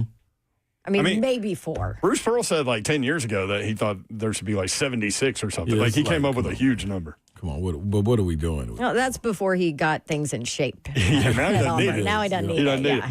The NCAA voted today to keep March Madness at 68 teams for this college basketball season. Expansion beyond that remains up for debate. My guess is they just couldn't get it all lined up. Yeah. So they'll just start working on the future because I'm with y'all. Keep it at 68 is fine. But you know as well as I do, they're going to do it. Yeah. Yeah. So we'll see. We'll talk with Chris Lowe about that coming up in just a little bit. 615-737-1045. Tyler in Kentucky. Tyler, what's going on, man? I really just kind of had a question. What's up? Could y'all do like a segment on the team to beat in like each conference, or I mainly just do like Tennessee or Bama? The team to beat in each conference. Yeah. College football. Like even like Conference USA, like a lot of like the smaller, like lesser known conferences. Yeah. What's your school? What's your school that you follow, Keith? Tyler. Tyler Keith. Western Kentucky. Western Kentucky University. Okay. All right. They're in Conference USA. Yep. Yeah, we know. We hit on them earlier. We talked about them playing earlier. Sam Houston. Yeah, playing Sam Houston. Yeah. On August 23rd in Bowling Green, 6 o'clock, CBS Sportsnet. Yeah, we can do that. We typically do before the season begins. But thank you for the thought. No doubt, Appreciate you. Yeah, appreciate you. All right, thank you, Tyler. Do we want to look at Conference USA? Not today. I would rather prepare for it. Yeah. Okay. Get it together. Call around. Listen, I'm all up in my football prep already. Yeah. I heard you over there flicking. Is that the Phil Steele magazine? No. No, it's a different one. This is a different one. Did see one of the prognosticators. I think it was. I forget who. I think it was Brad that worked with Todd and Payne Insider. Brad Powers. He has Middle Tennessee at like 11 points higher on his board than he had them last year. And so returning quarterback Nick Vadiato is back for Middle. But he only has one wideout back. Yeah. Man, although sometimes. It's an import-export business. Exactly. So, yeah, we'll do that. We'll do some studying, call around. Yeah. Find some things out for y'all. That's a good idea. The expert for Conference USA has MTSU finishing 4th. The experts, right? Which they failed to make a bowl game last year, so that would be healthy. So that's a huge FIU? turnaround. What they got first? Liberty. Liberty. You're talking about their schedule. Yeah. MTSU has. No, I was saying who Austin they got picked first. to finish first. Liberty. Okay. Liberty, Sam Houston, Western Kentucky, MTSU. Wow, FIU ain't even in there. So that Sam Houston Willie Western Simmons? Kentucky game is a big one to start the season. FIU is picked to finish last. Dang, Yeah. Willie? Mm-hmm. They had a bunch of turnaround. Oh, Willie, you might not be that long, brother. They had. Hold on. They had. But see, this is what happens. Hold on to yourself. I mean, this is going the to hurt college like hell. football talk because you remember those awesome wide receivers they had at FIU? They're at Georgia Tech now. Yeah, they both. I mean, that's the problem. It takes a lot for one of these receivers at a Western Kentucky, at a MTSU, at a Liberty Sam that has success, that has 100 and something catches, and people start noticing them. A lot of them don't stay. No, they don't. They go to the Power Four where they can get paid. We talk about the retention in the Power Four schools. Like, that's impressive. So it's ultra impressive for it to happen in the mid-majors. Like, Yeah. One good year, you better bolt, I guess. Somebody asked about Richie James. What happened with him? He played at Middle. He just retired. I know. That made me sad. We saw him at the Super Bowl a few years ago. That is a smart and really kind dude. He's the best. Kind of guy you really root for. I don't know why he retired. I think he did battle a bunch of injuries, and then I think just never kind of got back, right? Yep. I think that's right. 615-737-1045. Yeah, he's good people. Uncle Bob in Spring Hill. UB, what's up? Hey, folks. Thank you for the call. I'm telling Dawn, I was on I-65 today. It's a NASCAR type setting. And I had a little altercation there and got into it. But I was reminded to ask Dawn, did she ever see the movie Unhinged with Russell Crowe? when it gets out of hand.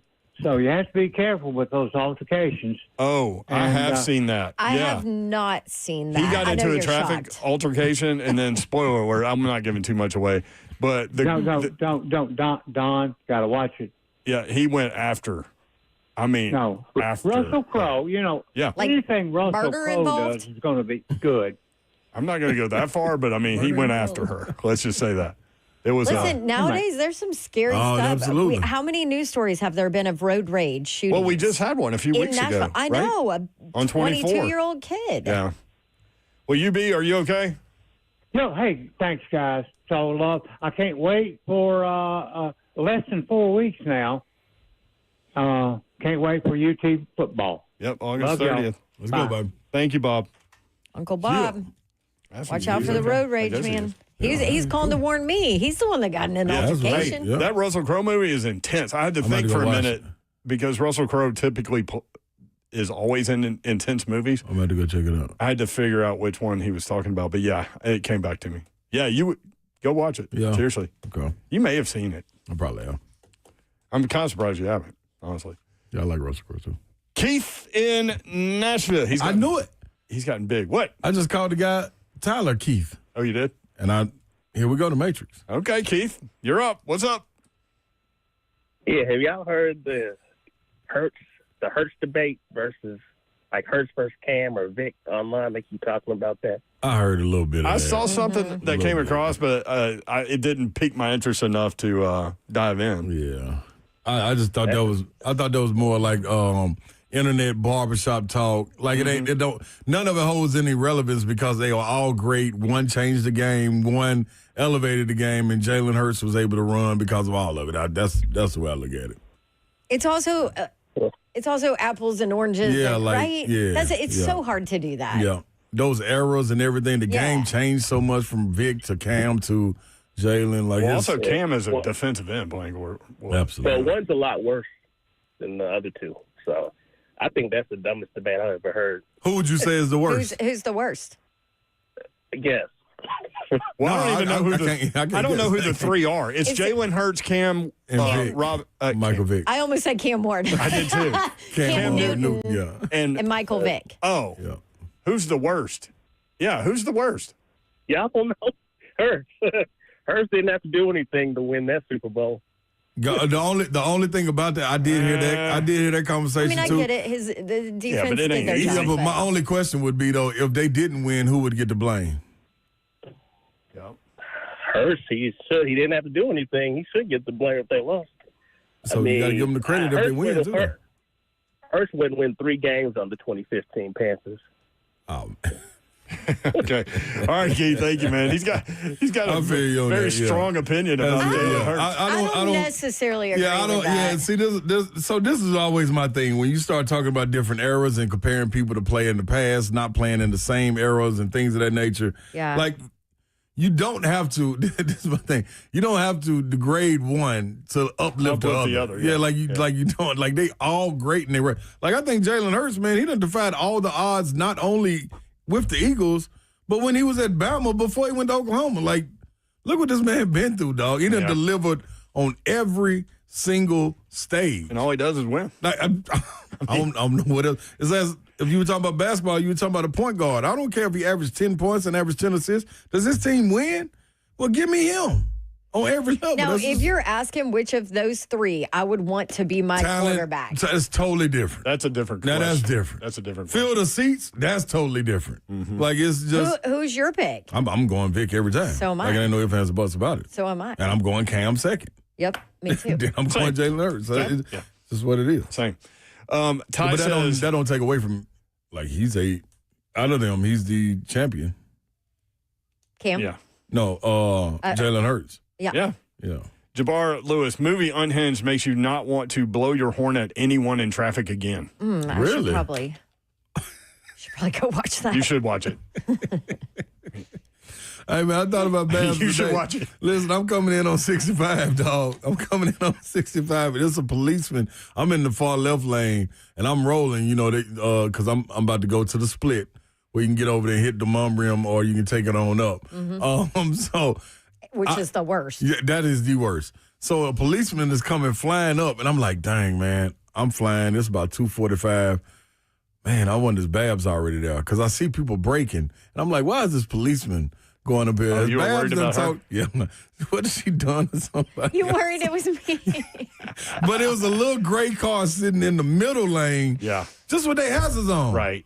And I'm like, what are you doing, man? That's a bad spot because people are trying to hit that DeMummery To exit, get over, and you've got to get over like 3 lanes It's real bad. fast. The funny thing, though, the first person I thought about, because they were coming up in the fast lane, the policeman, I was like, where's Babs? Like, where's my girl? That is funny. I was about to I was already here. He was here. I said, I work in the police business, lots in all caps of road rage, probably 10 guns pulled during road rage a week. Wow. Oh, jeez.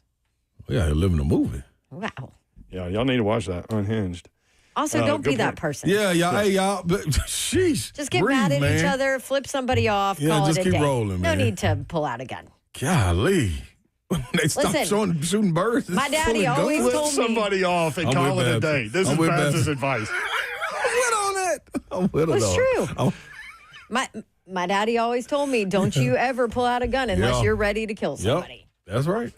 My daddy always told me. Bad thing wrong. Y'all's father-daughter talks would have been something, man. Babs ain't wrong on that one, man. Jeez. Man, y'all be cool. Come on, y'all. The preseason college football coaches poll is out. Top 10 looks like this. Number 1, Texas. We buying into Texas at number 1? Everybody else is. Ohio State's number 2. They play each other early. The opener. Yeah. It's going to be so fun. I will. And listen, I understand what's surrounding Arch, but you still don't know what Arch is going to be. Mm-hmm. They just lost an offensive tackle today, too, for the season. Yeah. Did they? Yeah. And he was in competition to be their starting right tackle. I'm sure they'll be fine. You know you just said that. Oh, I didn't hear you. No, I didn't give that detail. Oh, okay. I thought you said they lost their starting right tackle. No. Oh, That's okay, my bad. one of their tackles. I was just adding on. Sorry. Thanks, Zeph. My bad. That's my bad on that one, Zeph. Just gotta watch you because you got a haircut. Ohio That is State. definitely true. So you know who you know what you're going to name them, and I'm gonna tell you who I got a problem with. Number 3, Penn State. I got a problem with Penn State. You always have a problem Come on, with man. Penn State. Come on, man. I'm out here, man. I'm part of that little era that went to San Francisco, tried to find the gold, went to California. I ain't believing it. All the gold gone, man. Why are we still going out there? I'm not believing in Penn State. There's no gold in them there mountains. They have Aller, who's been their quarterback for 57 years. They've got 2 of the top, 6 running backs in America. Their defense is going to be good, even though they lost Micah Parsons. Damn, yeah, they did lose him 4 or 5 years ago. Parsons in my brain. But this is what I'm saying. Abdul Carter. This is what I'm saying, dog. Thank you. I feel, this is me. Plus, me their talking. schedule's reasonable. I feel like it is every year. Okay. And I feel like we always talk about them like this every year. Either it's somebody that transferred in or somebody that's supposed to take a step up. Mixed with James Franklin, defensive guy, having them guys ready to go, and we still, every single time, get let down. They get let down. All right, I'm watching them. Number 4, Georgia.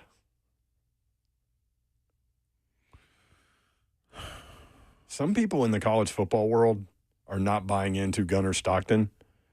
I'm not saying, I don't know where to be on Georgia, honestly, but I have talked to people that aren't buying into him and that Georgia could take a little step. So just a little step back. I would like to That's see another somebody. one you just don't know. You don't know. You don't know. I would like to see somebody like that's watching their program closely, that's been able to see them do a training camp in the spring to see how they react around Gunner. Number 5, Notre Dame. I know I'm a Freeman fan. I might bump them up a little bit. Number Who's their 6. quarterback? You know. Crap. Transfer. I'll look it up. From I was about to say Duke, but it's not Duke. No, that was last year. Yeah, it was Riley Leonard, who our guy talked. Is it their backup? Is it the backup from last year? Angeli? CJ Carr. Okay, so it's not the backup. He's a redshirt freshman. Oh, that's right. The backup went to Syracuse. 6'3", Graham 210. Brown. That's right. Yeah. because right. people were talking about him coming to Tennessee. Yep, that's right.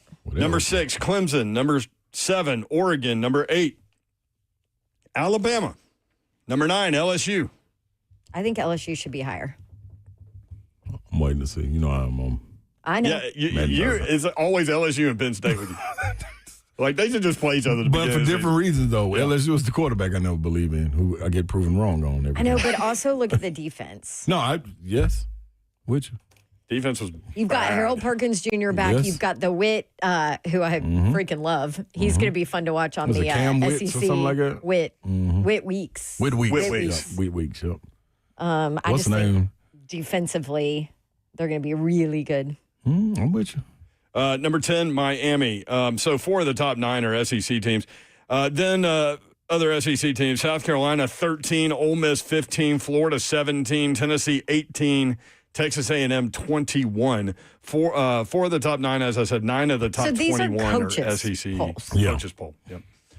Vols have wide receiver issues from Adam Sparks. Mike Matthews is at practice, but not going through wide receiver drills. Chris Brazel is still limited due to injury. Sparks wrote, "You can literally count Tennessee's healthy scholarship wide receivers on one hand, 5, and 4 of the 5 have never played a snap." Why do I feel like this often happens? Yeah. It's a position group. It's at least one position group where you can count on one hand the Was it number of Oklahoma? healthy Tennessee, Remember last year, Oklahoma? Yeah, what was it, like their top 6? Yeah, Oh, Oklahoma was in bad shape. decimated. But that was into the season. It was, Yeah. It was basically right before the Tennessee game. Yep. Yeah. I'll be honest, I feel like we had this conversation last year about Tennessee's wide receiver group.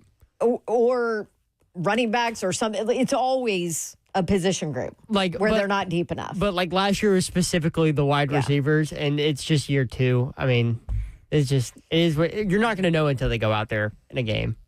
I mean, it's fall camp. People are going to get hurt and not practice, so it just is what it is. Yeah. But the depth there is very young and unproven. That is definitely true. And guess what? You have no idea who the quarterback's going to be and what's going to happen too. Betting favorites to win the Super Bowl. I've got that for you next. 615-737-1045. Where are the AFC South teams? How are they ranked in this deal? Where are the Titans? I'm guessing not very high. Just a guess. There are a lot more people listening to us that are higher than where the Titans are on this list. We'll be right back. Or the Colts.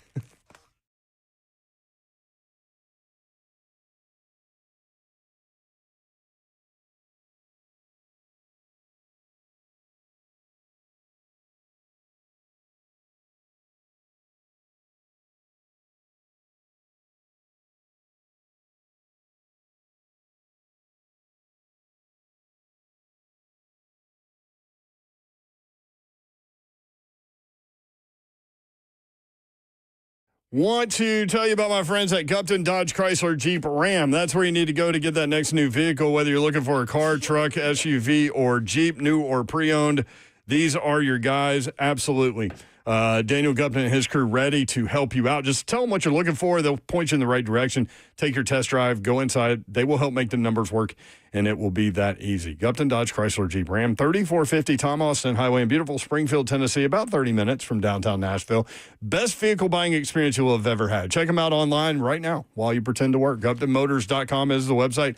All the dealership information is there, address, phone number. All of the inventory is there.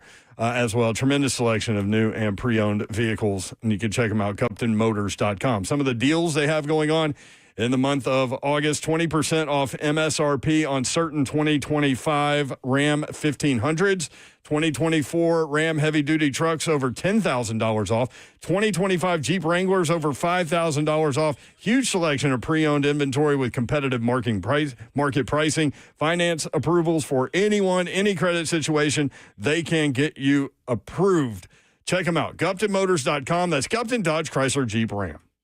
All right, you know how life can change in an instant. A car wreck throws everything off, from your job to your bills, your peace of mind, your mental health, everything that you need to do, maybe you can't do anymore. And that is when you need our good friends at Bart Durham Injury Law. I want to tell you a little bit about Marine veteran Blair Durham, because they've been here in Tennessee local forever.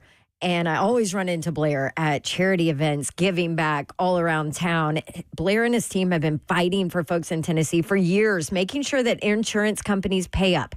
No upfront costs, no waiting around, just real people making sure that you get what you deserve. So if you have been injured, don't wait. Call Bart Durham Injury Law, BDIL. The phone number 615-242-9000. They're here 24/7. They're ready to fight for you. They're local and trusted. That's Bart Durham Injury Law at 615-242-9000.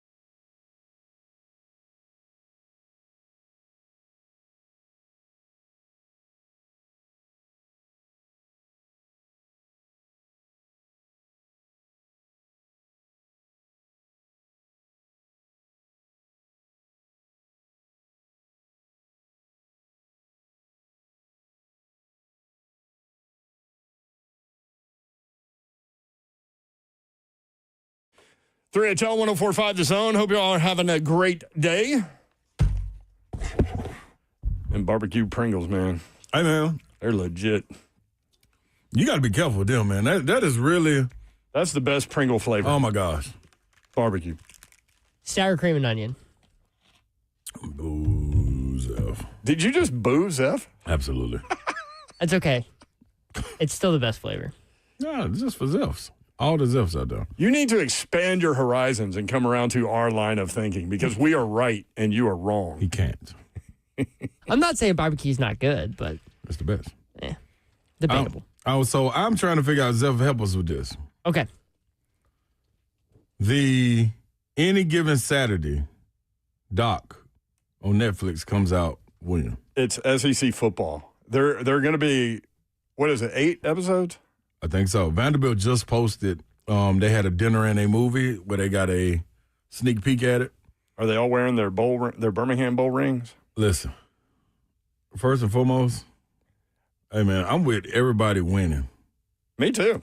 You know what I mean? And celebrating that win. And celebrating it and commemorating it and all that.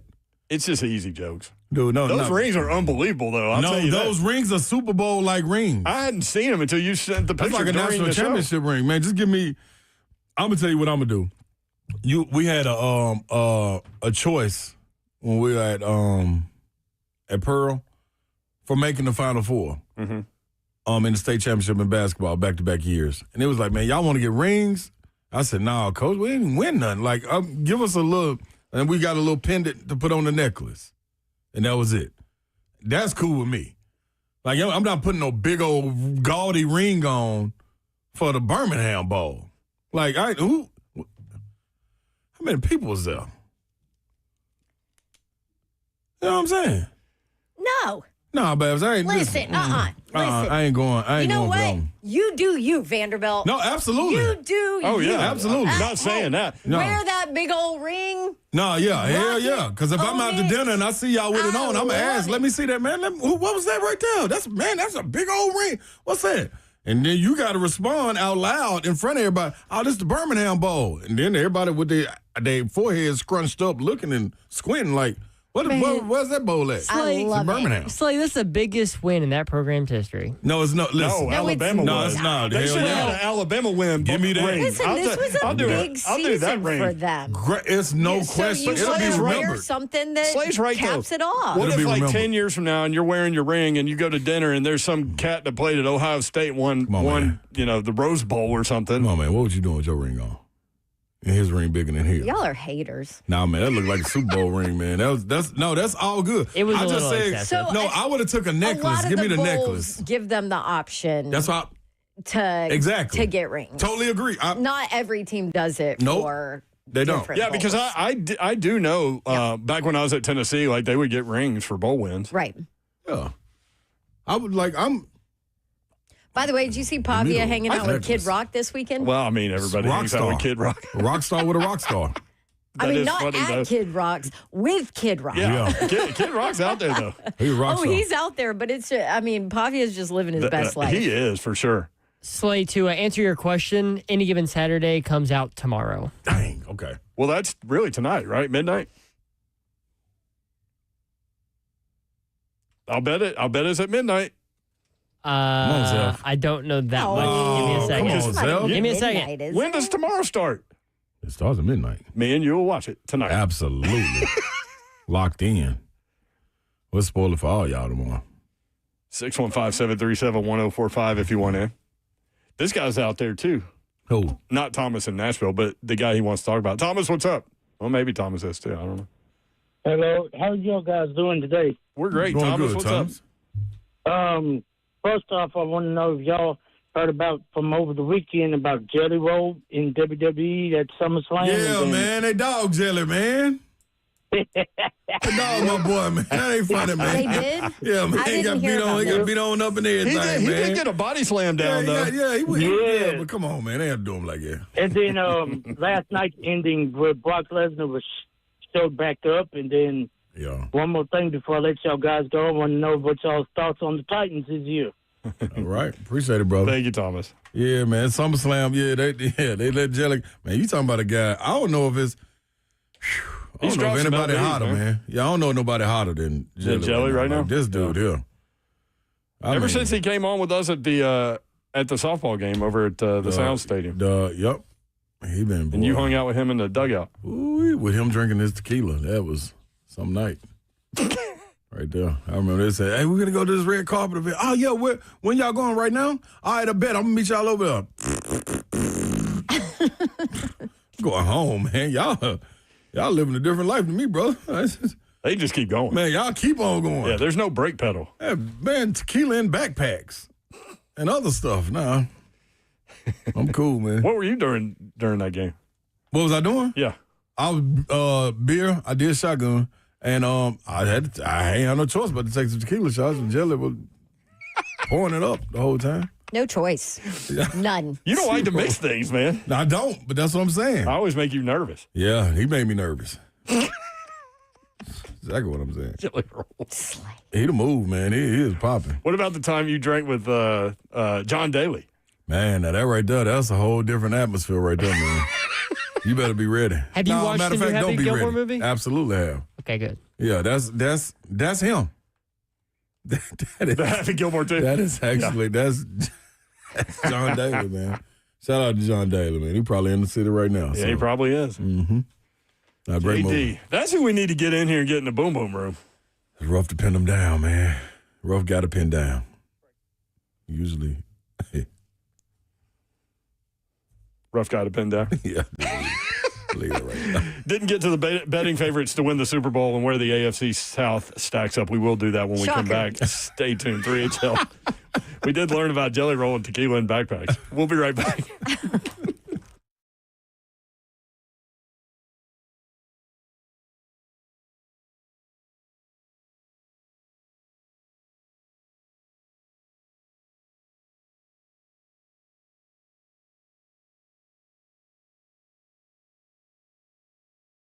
What's happening, everyone? Get over to Low T Center. I know I'm usually talking to the fellas, man, but got something for the women on this one, too, man. You guys can get over there and just figure out exactly what's going on and how it can be helpful to you. Now, understand that you got to get your T levels tested. Now, these hormones are going crazy. You want to be up to speed. You want to be able to get your gains and your losses like you're supposed to. So you got experts that's been changing patients' lives for over 15 years. So they understand exactly what you need. What better time to start TRT than right now with a free medical consultation and free T-test.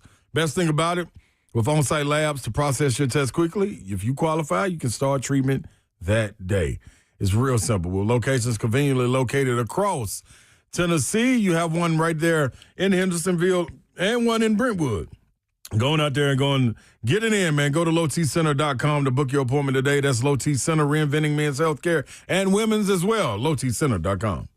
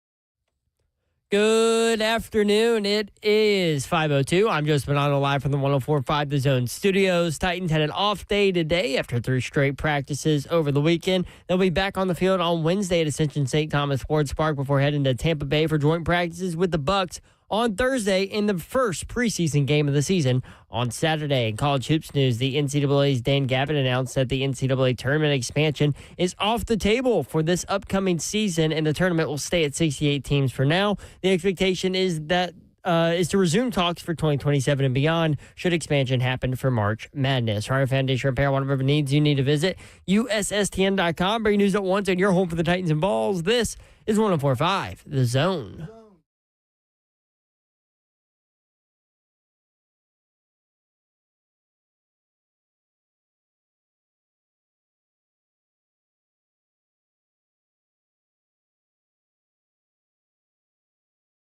HL 104.5 The Zone. Welcome in. Hope you're having a great Monday. Britt Doherty with you on a beautiful day in the Music City. You can watch the show live, YouTube, Facebook Live, Twitter, and Twitch. Twitch, please. There she is. She's Babsy Davenport, y'all. What up? What up, Babsy? Good point in the chat. Happy Monday. Chat by Brandon, who says John Daly just opened a bar. I forgot about that. Over in Midtown. I'm about to go down now. Yep, next to Losers. See what their wings like. Think he's got wings? No way you can have a bar. You're not selling some kind of wings. Unless you just open that night. Maybe you can get away with that. I bet he does have some wings. He looks like have a wings at my establishment kind of guy. Yeah, if it was Broadway, I'd be like, okay, maybe it's just all drinks and partying and stuff. Boy, like his that. drinking stories are notorious. Really likes his hand sanitizer. That's a Happy Gilmore 2 reference. That is definitely true. Thank you for that stuff. Slay Dog is here. I'm in the building. I knew you were just trying to race to get to him. I'm just saying, we're 3 for 3 today, Slay. Good job. Yes, we are, brother. You've seen that man in action. I have, boy. He's an animal, is what he is. He is a professional in everything that he does. Did he hit a golf ball down the street at any point? Nope, but he talked about it. He talked about it. Oh, he did? Mm-hmm. He talked about hitting it off a can. He talked about that. He talked about hitting it off across the interstate.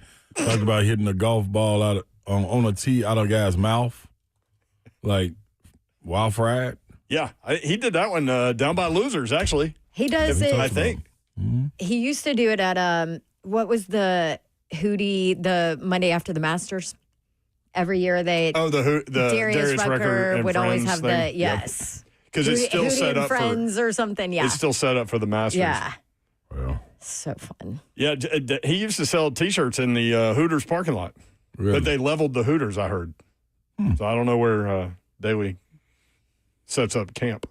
We At talked Augusta. about them in the movie.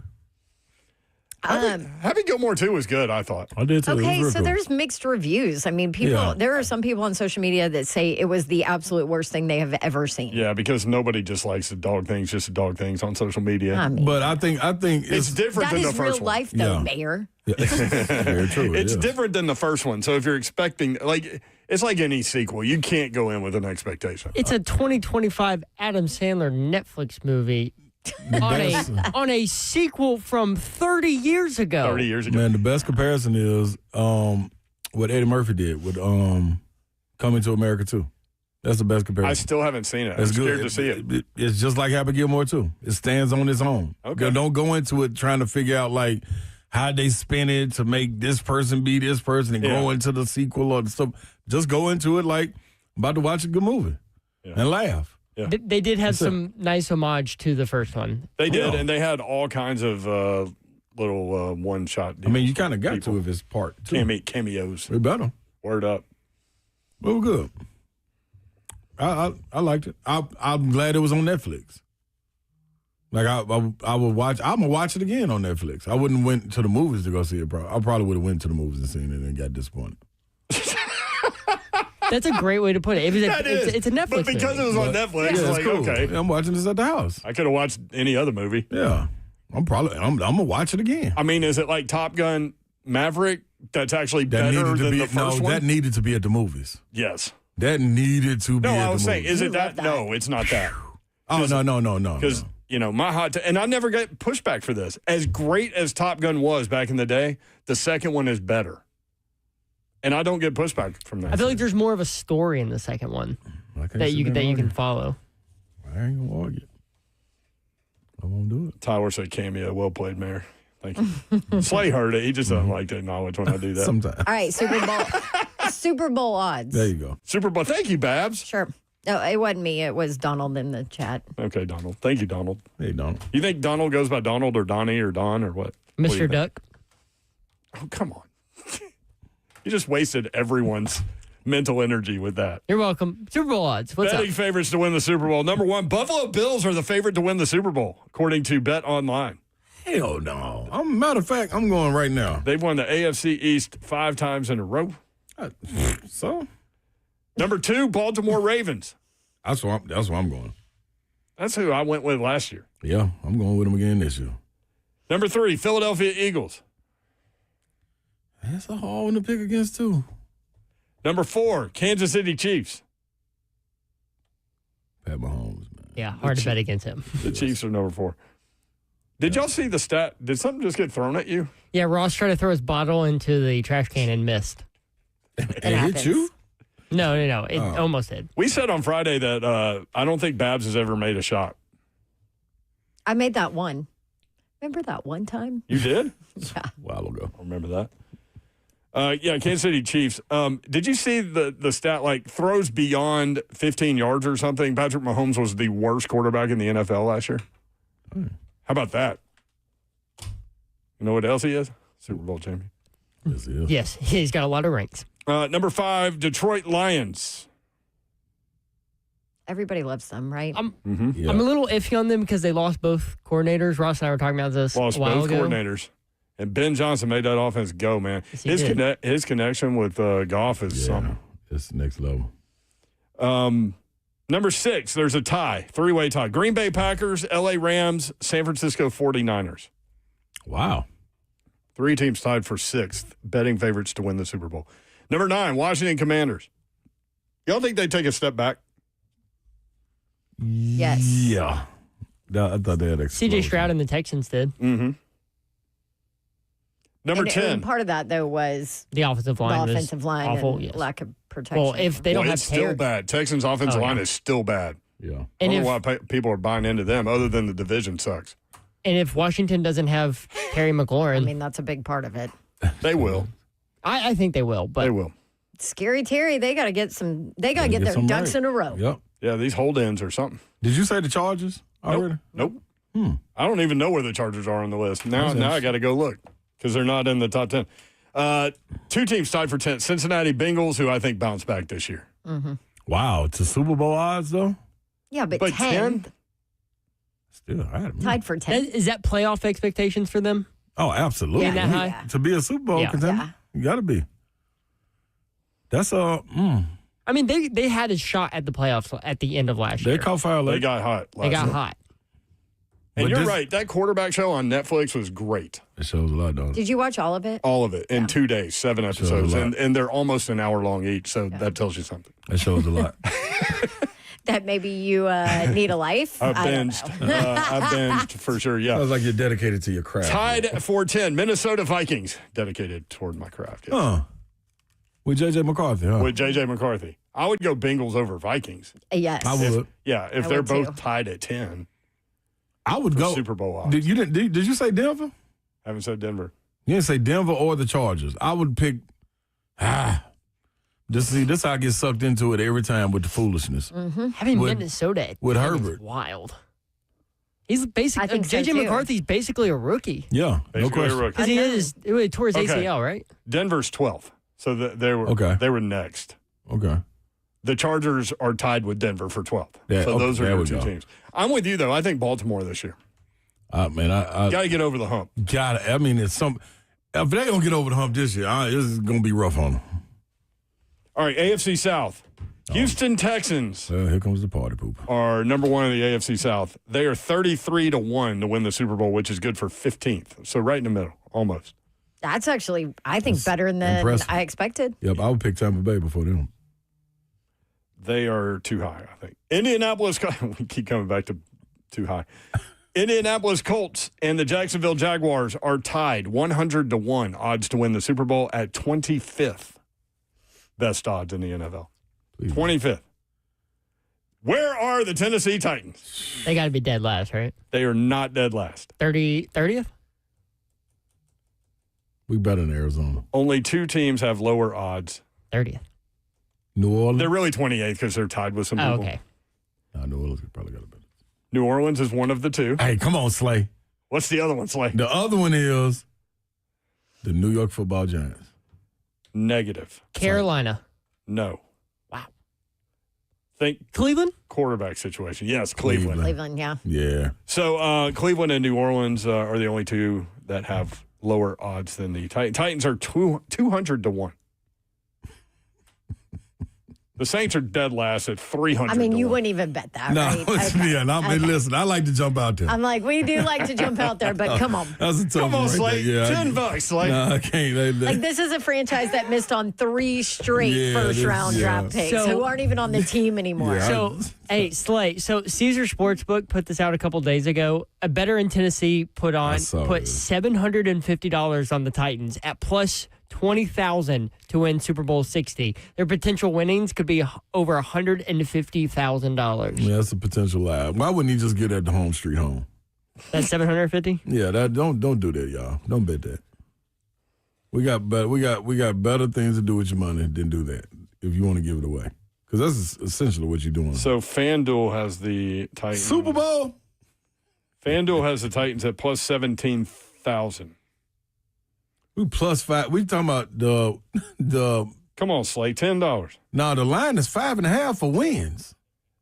Like, I mean, and you don't even know what to do with that. I'm having a hard time with that. So Super Bowl, like $10 gets you 1,700, Slay. Man, $10. I'm gonna be honest. Everybody. How much did you pay for the barbecue Pringles and the water? You could put toward the Titans winning the Super Bowl. Yeah, and that I still feel like that's a waste. Jim Wyatt did just release the Titans' unofficial depth chart. Okay, Babsy. Now this might get me in. Yes. Now, he pointed out that the word unofficial is written in bold letters across the top with the words as of August 3rd, 2025 under it. So clearly that was, listen, this is early, but here you go. We'll give you something to talk about since we're not practicing today. Yeah. Jimmy listed 20 things that caught his eye. 20 is a lot. That's a lot. How can 20 things on the unofficial depth chart catch your eye? So what? Well, one of them is that Cam Ward is listed as the starting quarterback, but that's not a surprise to anybody. Okay. Right? What else you got?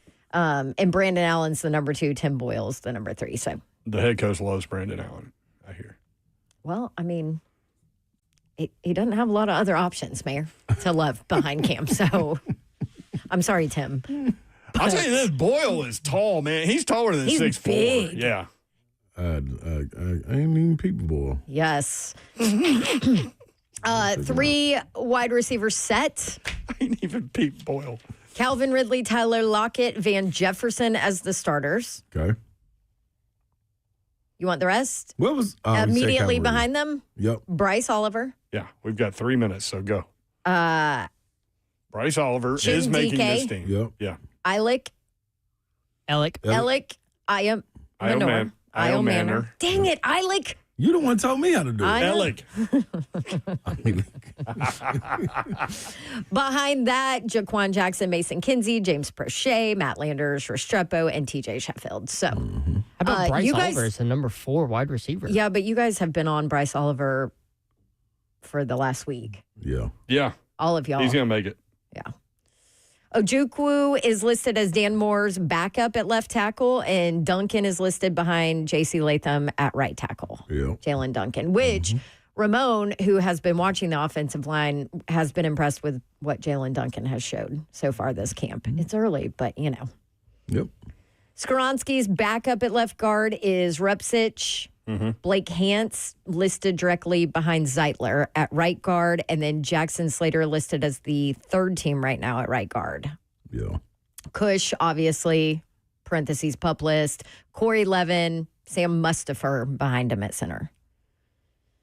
One tight end in the starting lineup is what they listed, and it's Chig. And Gunnar Helm is listed as the second team tight end.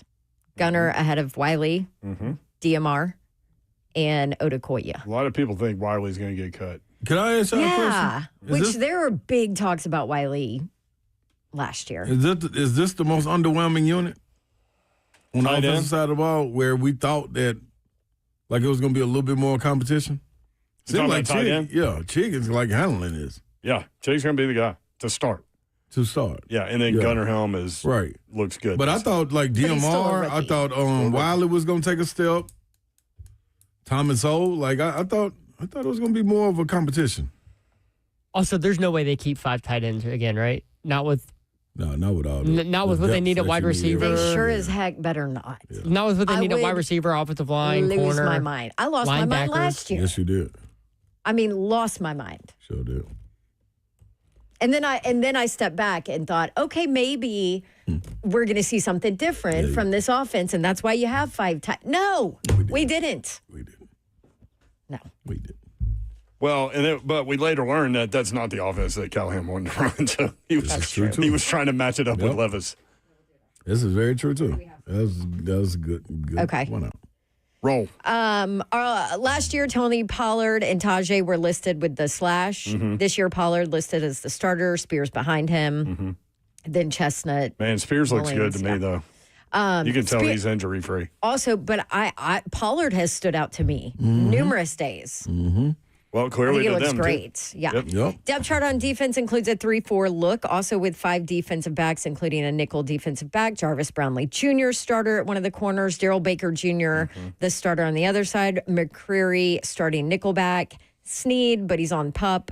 So we know what that is. Which, by the way, they can bring him off any time until August 30th. Yes. Somebody asked that in the chat earlier. August 30th is when they have to have the 53 set. And that is when you have to make a decision if he's on the regular season pup list or not. Hooker and Woods, the safeties? Yeah. Gabe, Judy Lawley, though, back up both on the outside. Oh, okay. Behind Baker and behind McCreary. Which just shows you. James Williams Sr. listed as the starter inside linebacker. Cody Barton. The Rook. Oladejo. Arden Key's backup at edge rusher, Jihad Ward behind Jones on the opposite edge. What did you want? You wanted... What about kick returner? Jaquan Jackson, number 1 on the depth chart at kick returner. Oh, Lord. You had a Pro Bowl. Yeah. No, Slay. Close. Slay. It was close. He was leading. He was leading forever. Like 10, 11 weeks. Even when he got benched. So, dude, that's how cold he was. Yeah, so... fast, man. Yeah, Amani and... Woods starters, and then you've got Kevin Winston Jr. and Mike Brown as backups. So, to me, anything really surprising to you on that? No. There are a couple offensive line. Like, I know who's going to get cut, like, just from listening to you read names. But we'll see. That's good. That's interesting. So, Travis Hunter on the Jacksonville depth chart listed as a starter at wide receiver and second or third team corner. So that's where we are with It's going to be fascinating to see what they do with him. Yep. Chris Lowe, senior writer for ESPN.com, coming up next to talk college sports. Stay tuned.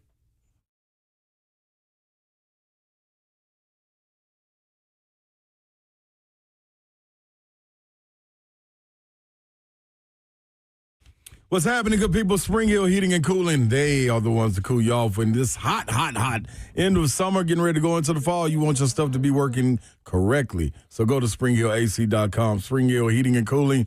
They are the heating and cooling company that can take care of all your HVAC needs. And I've been giving you all the updates, things that they can do for you, especially when needing a new unit. They got you covered. Get up to 60 months, no interest financing with approved credit. Do you hear me? Now, understand this. You're probably thinking, man, my unit works good, but it's not working great, or it may not even work at all. Well, if that's the case, you know what they do? They do free service calls. So get Spring Hill Heating and Cooling out to do a free service call, and with their repairs plus low monthly payments on those repairs, it's real simple. And you may have called somebody else out, and you probably scratching your head when they walked away like, I don't know if that's right. Well, Spring Hill also gives free second opinions as well. So just dive into it. Get your HVAC needs taken care of with Spring Hill Heating and Cooling, springhillac.com.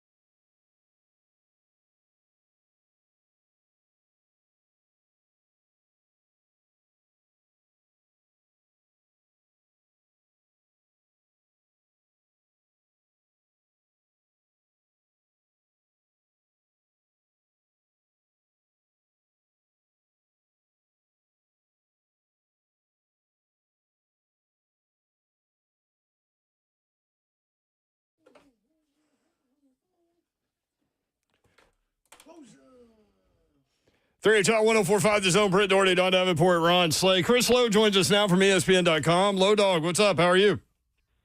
I'm great. It's good to be with you guys. Low. Let's start with this. The NCAA voted today to keep March Madness at 68 teams for the 2025-2026 season. Expansion beyond that remains up for debate. They're going to do it, right? Like, so is it just that they couldn't get their I's dotted and their T's crossed? And maybe it'll be up for debate for like 20 more years. I don't see what is the need to expand the tournament. I don't see any need to expand it. It's good the way it is. This is coach driven, right? Yeah, I mean, just like the 9 versus 8 games in football is coach driven. Why you don't go to 9? I mean, yeah, it gives more teams a chance to get in the tournament. I get that, and it's quote unquote more inclusive. But does it really improve the quality of the tournament? No, so I don't think so. I just assumed at some point they're going to do it because of money, but it sounds like you're skeptical. Well, no, I'm not skeptical. You're right. Money always drives these decisions. You're 1,000% right. But there are some people who think it's silly to expand. But at the end of the day, you're right. It's going to be worth more money because more teams are going to get in. Yeah, it's probably coming, Brent. I've just talked to enough people. Mm-hmm. You know, some coaches, now, it depends on where you coach, but they don't want any part of it. I think there's already probably too many teams in it. Mm-hmm. You know, I mean, let's do this. What do they call it? The first 4? Yeah. Mm-hmm. I wonder how much interest there really is in the first 4 sometimes. I mean, some of those teams have been pretty good. Every once in a while, somebody comes out of that and makes a run, but I just don't see how you improve what is, to me, the NCAA basketball tournament is one of the top 3 or 4 spectacles in all of sport. I agree. But it's funny, to your point on the why screw up something that's working? Your point on the first 4 is an interesting one because, like, I'll watch as much of the tournament as I can, but I don't watch every minute of those games, those first games. I think you're probably like a lot of people. Yeah. Most people's brackets don't start till after that. That's right. Anyway. That's so, right. yeah. Like you watch it. That's just me. I love the tournament. I've always loved it. I mean, I still go back to when it was 48, and then they went from 48 to, gosh, I'm so old, Slay. I remember when you could only get 2 teams from a conference in the tournament. Yeah. Think about that now. Think about the SEC this year. Oh my gosh. The conferences are bigger. Mm-hmm. Used to win 10 teams in the SEC back in prehistoric days in the 80s. But in the 70s, I mean, some of those teams those Grunfeld King teams, at least one of them didn't go to the tournament. But think about that now, that only 2 teams, or even, let's say you capped it at 4 teams from a league could go to the tournament. That's tough. My thing, CeeLo, if they expand the tournament, like what we're seeing with this players, the players NIL tournament that's taking place in Vegas, if they expand the tournament to 76, 78 teams, what's to say then, all right, this is not a tournament that comes around in the spring to rival March Madness, and it goes and says, all right, well, this is what we're going to do. We're going to offer the top 15 teams or top 16 teams to come over here to this tournament, a bunch of money. Y'all just come here playing this then. So now, and we put some NIL money around it like you're doing in that preseason tournament. You think I ain't going to be looking at that, out the corner of my eye like, man, we might just need to go jump in this and let them have that 78, 80, 95 team tournament. Like, like why are we even talking about this? That if it ain't, like you said, if it's not broken, don't fix it. Right. And then the NCAA tournament becomes the quote-unquote NIT tournament. Exactly. Right. I mean, the Gatorade and the Divas jump in there and say, all right, we're going to put up this kind of money. And TV. We want the top 12 teams. Mm-hmm. Or the 12 teams that want to get in, we'll guarantee you so much money. Yeah. And the players are like, well. So, yeah, I just think there's I just go back to what I said, Rick. If it's not broke, don't fix it. Yeah. Imagine how much fanfare that Las Vegas tournament going to have this year. Mm-hmm. I think most people don't even know about it yet. Man, that's high rollers, and they will as soon as they come on the TV, boy. Ooh-wee. And Slay, if they do an NIL deal with those tournament for media, then I'll go cover that tournament and not the NCAA tournament. In a heartbeat. Catch me in Vegas, baby. Sunburnt. Look at Slay over there on the sideline burnt. In November or whenever it is. Hell yeah, boy. Slay's burnt. Chris, the college football preseason coaches poll was out. Texas and Ohio State are 1-2. They play the first week of the season. That's going to be awesome. Penn State's number 3. Is this the year that we buy into Penn State as a national champion contender? It should be James' best team. I mean, they've got a lot of the pieces that it takes to win a title. I mean, they're really good in the defensive line with guys who played and guys who can get to the quarterback. They've got an experienced starting quarterback who's played a lot of football. They got 2 of the best running backs in the country. So, I mean, yeah, and I think on the offensive line, they should be pretty good. So the things I look at when you start trying to discern whether someone's a national championship contender or not, they have. And they tasted it. They were there last year. And, James, I mean, he said it the other day that they come back from that loss, and Penn State had been one of those teams that had not really been able to get past over the hump with, the usual suspects. Well, they got to the semifinals last year, and I don't think anybody was satisfied. And here's the other thing. They don't play anybody in the non-conference schedule. And I don't think it's any coincidence. Not that Ohio State and Michigan weren't outstanding football teams last year, but neither one of those teams played a Power 5 non-conference game before they started conference play, and they both won the title. So you tell me. And Penn State's the same way. I think they play FIU, Nevada, and Villanova, and I don't think it's the 85 Villanova team with Ed Pinckney and Harold Presley and that group. At all. I love it. Low dog chuckles. Oh, boy. It's like Indiana. Indiana plays. You see Indiana's schedule. They screw around with their schedule, and they're not going to play a power.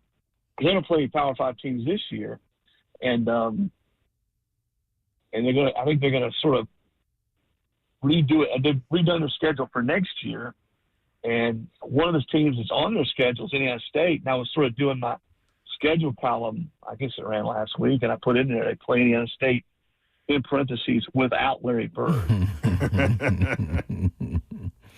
Yeah. So 4 on this list, Chris, is Georgia. Where are you with Gunnar Stockton and Georgia? And are they going to end up as one of the best 4 teams in the country? TBD. At least he played last year. I think it'd be a lot more worrisome for Kirby had he not played at all on any big stages. He comes in right in the middle of the SEC championship game and plays well enough for them to come back and beat a really good Texas team. And then he played in the playoff game and played okay. I mean, I don't think he's the reason they lost to Notre Dame, but clearly he's going to have to be better for them to beat the best teams on their schedule. But I think they're going to be pretty good around him. Both those receivers they brought in, Noah Thomas and Zachariah Branch from USC, are guys that they spent good money on in the portal. And I think both those guys will add some pop in their passing game. That's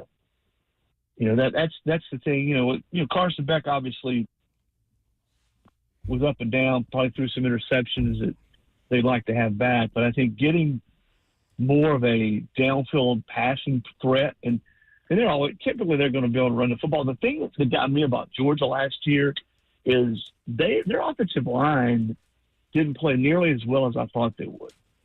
And most of those guys are gone. So we're going to find out. I have a hard time seeing Georgia under Kirby Smart never not being elite on defense. So I think they will be again this year. But I like the fact that we're going to see inside the top 10 right away. Yeah. We're going to see some shuffling. Clemson and LSU, both top 10 teams, they play. You pointed out, Ohio State and Texas, both top 10 teams, they're going to play. And I think we need more of that in college football early on. Those types of games that aren't even – and I'm not talking about neutral site games. I'm talking about games on campus, which both of those are. 7 of the top 10, I looked at it earlier before I came on with you guys, 7 of the top 10, actually the top 7 teams and the coaches poll all made the playoff last year. So I feel like last year was more kind of cut and dry, though. Maybe it was the quarterback position in those top teams we felt we knew a lot about, and especially in the SEC, we don't know what we're going to get from Gunnar Stockton. We don't know what Tennessee is going to look like at quarterback this year. You don't know everybody is all in on Arch Manning, but realistically, you don't know completely what you're going to get from him. There's a lot more questions at the quarterback position. I go back to that year, the first year Dawn that Georgia won it in 21. Remember what the talk was in the preseason then? Mm-hmm. That there's no way that Georgia's going to be able to beat the best teams on its schedule and certainly not win an SEC a national title with Stetson Bennett at quarterback. Yeah. Right. Guess what? They won 2 in a row. Mm-hmm. And, that Georgia team in 21 was so good on defense. They lost a ton of guys that went to the pros. And I don't know that this one's quite that talented, but they're talented. I'm always hesitant to because I don't know what Gunnar Stockton is going to be in late October. I don't know what is, you look at other new guys. You talked about Arch. I think Arch has played enough to know, we know that he's certainly talented, but how does he play over the course of the season? How does a guy like John Mateer at Oklahoma, how does he, when they plug him in, we know he can play. Look at his numbers from last year. Can a kid like Jackson Arnold reset? There's a lot of questions. You're exactly right at the quarterback position. I don't know that I point to one quarterback. Maybe Sellers at South Carolina. I'm a little concerned about Lagway being able to stay healthy. If he's healthy, he's outstanding. What does Sellers have around him? So if you say who's got the best quarterback situation, it's got to be Nussmeier probably at LSU, sort of the most proven, experienced guy. Yeah. CeeLo, does anyone have a better paved way to get there to the college football playoff like Clemson does with Klubnik? Clemson, I was at Clemson recently and did a piece, I think that ran today, on Dabo and this team. This is his best team, certainly his best roster since that 2015 to 2019 run. When they won 2, played for 2 more, went to 6 straight playoffs. This roster looks a lot like that one did. Klubnik, 3rd year as a starter. He's got every one of his top receivers back. They've got at least 2, maybe 3 pros in their defensive line. Both their leading tacklers, linebackers back. Dabo said they've got, in his mind, 7 starters in the offensive line. All of them are seniors or juniors. They've got one of the top corners in the country. They play, as I said, LSU to open the season. But, Slay, unless they just play, a lousy game, I don't think anybody in the ACC can beat them. Right. And then you get to the playoff, and if they get a first-round bye, which in that scenario they should. Now, that's why you play the games, man. Absolutely. I'm sure everybody out there that are ACC fans are saying, well, you just jinxed them. They're going to lose to 1 or 2 teams in the ACC. But on paper, with what they've got coming back, and the quarterback is a big part of that, they'll be favored in every single game they play. Man, that's saying a lot too, CeeLo, because he's had some top-tier talent on some teams, man, that went to championship games. And what is his 17th year for Dabo? Like, ooh. Yep. I don't think Klubnik's Trevor Lawrence, and I want to be – no question. Trevor Lawrence he was number 1 pick in the draft. Deshaun Watson was a terrific player. Klubnik is one of those guys who showed tremendous growth last year. Yeah. Had a great year. Now, can he do it again this year?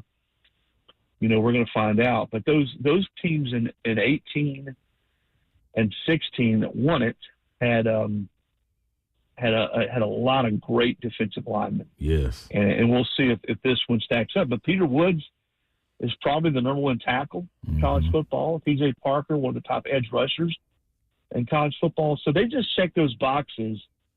And I know Clemson fans don't want to hear this, but they also don't play in the SEC. Yeah. If they were playing Florida's schedule or Oklahoma's schedule, then it's just a different animal, but they're not.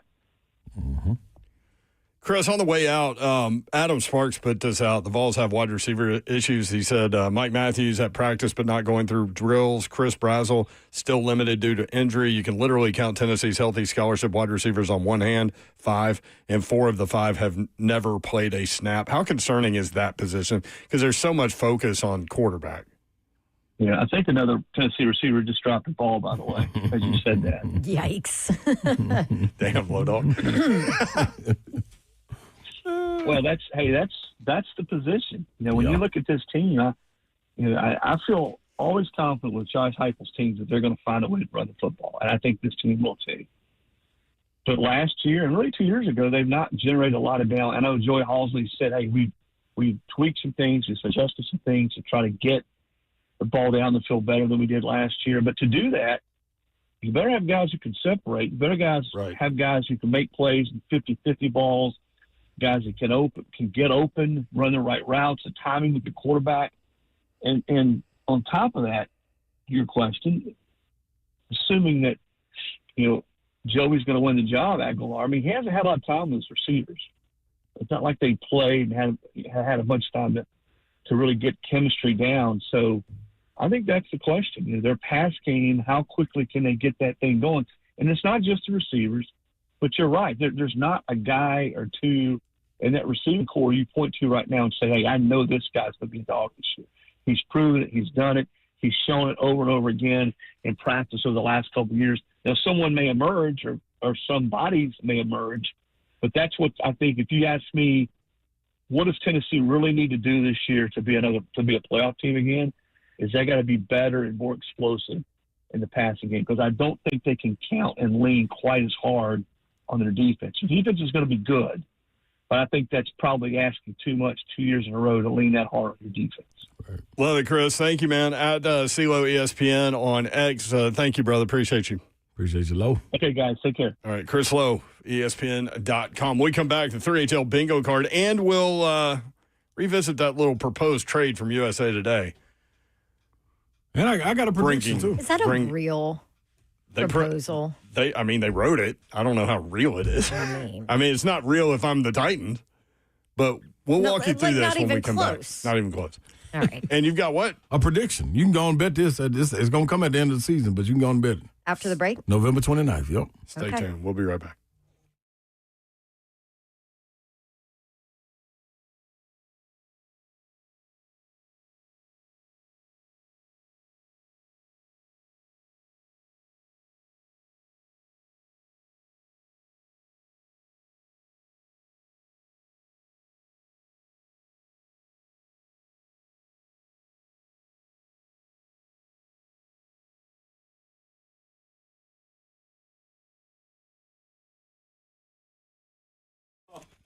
All right, now kids are going back in school, and maybe hey, listen, this is kind of the time that we need to go ahead and upgrade some things in our home, like our windows and our doors. Pella Windows and Doors of Nashville, who you need to call to be able to do that. They will take care of you, and they are rated number 1 as the leading window brand in Nashville by homeowners in this survey. Number 1 for innovation, the most trusted window brand, and number 1 for the highest craftsmanship. I could go on and on about all their accolades, but I won't. I'll just tell you that I've used Pella Windows and Doors of Nashville, and I think they're the best as well.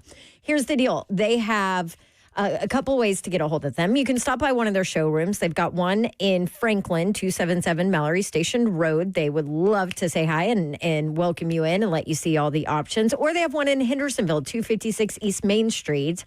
In Hendersonville, you can go there. And no matter what you do, when you call Pella Windows and Doors of Nashville, make sure you tell them to give you the Dawn deal.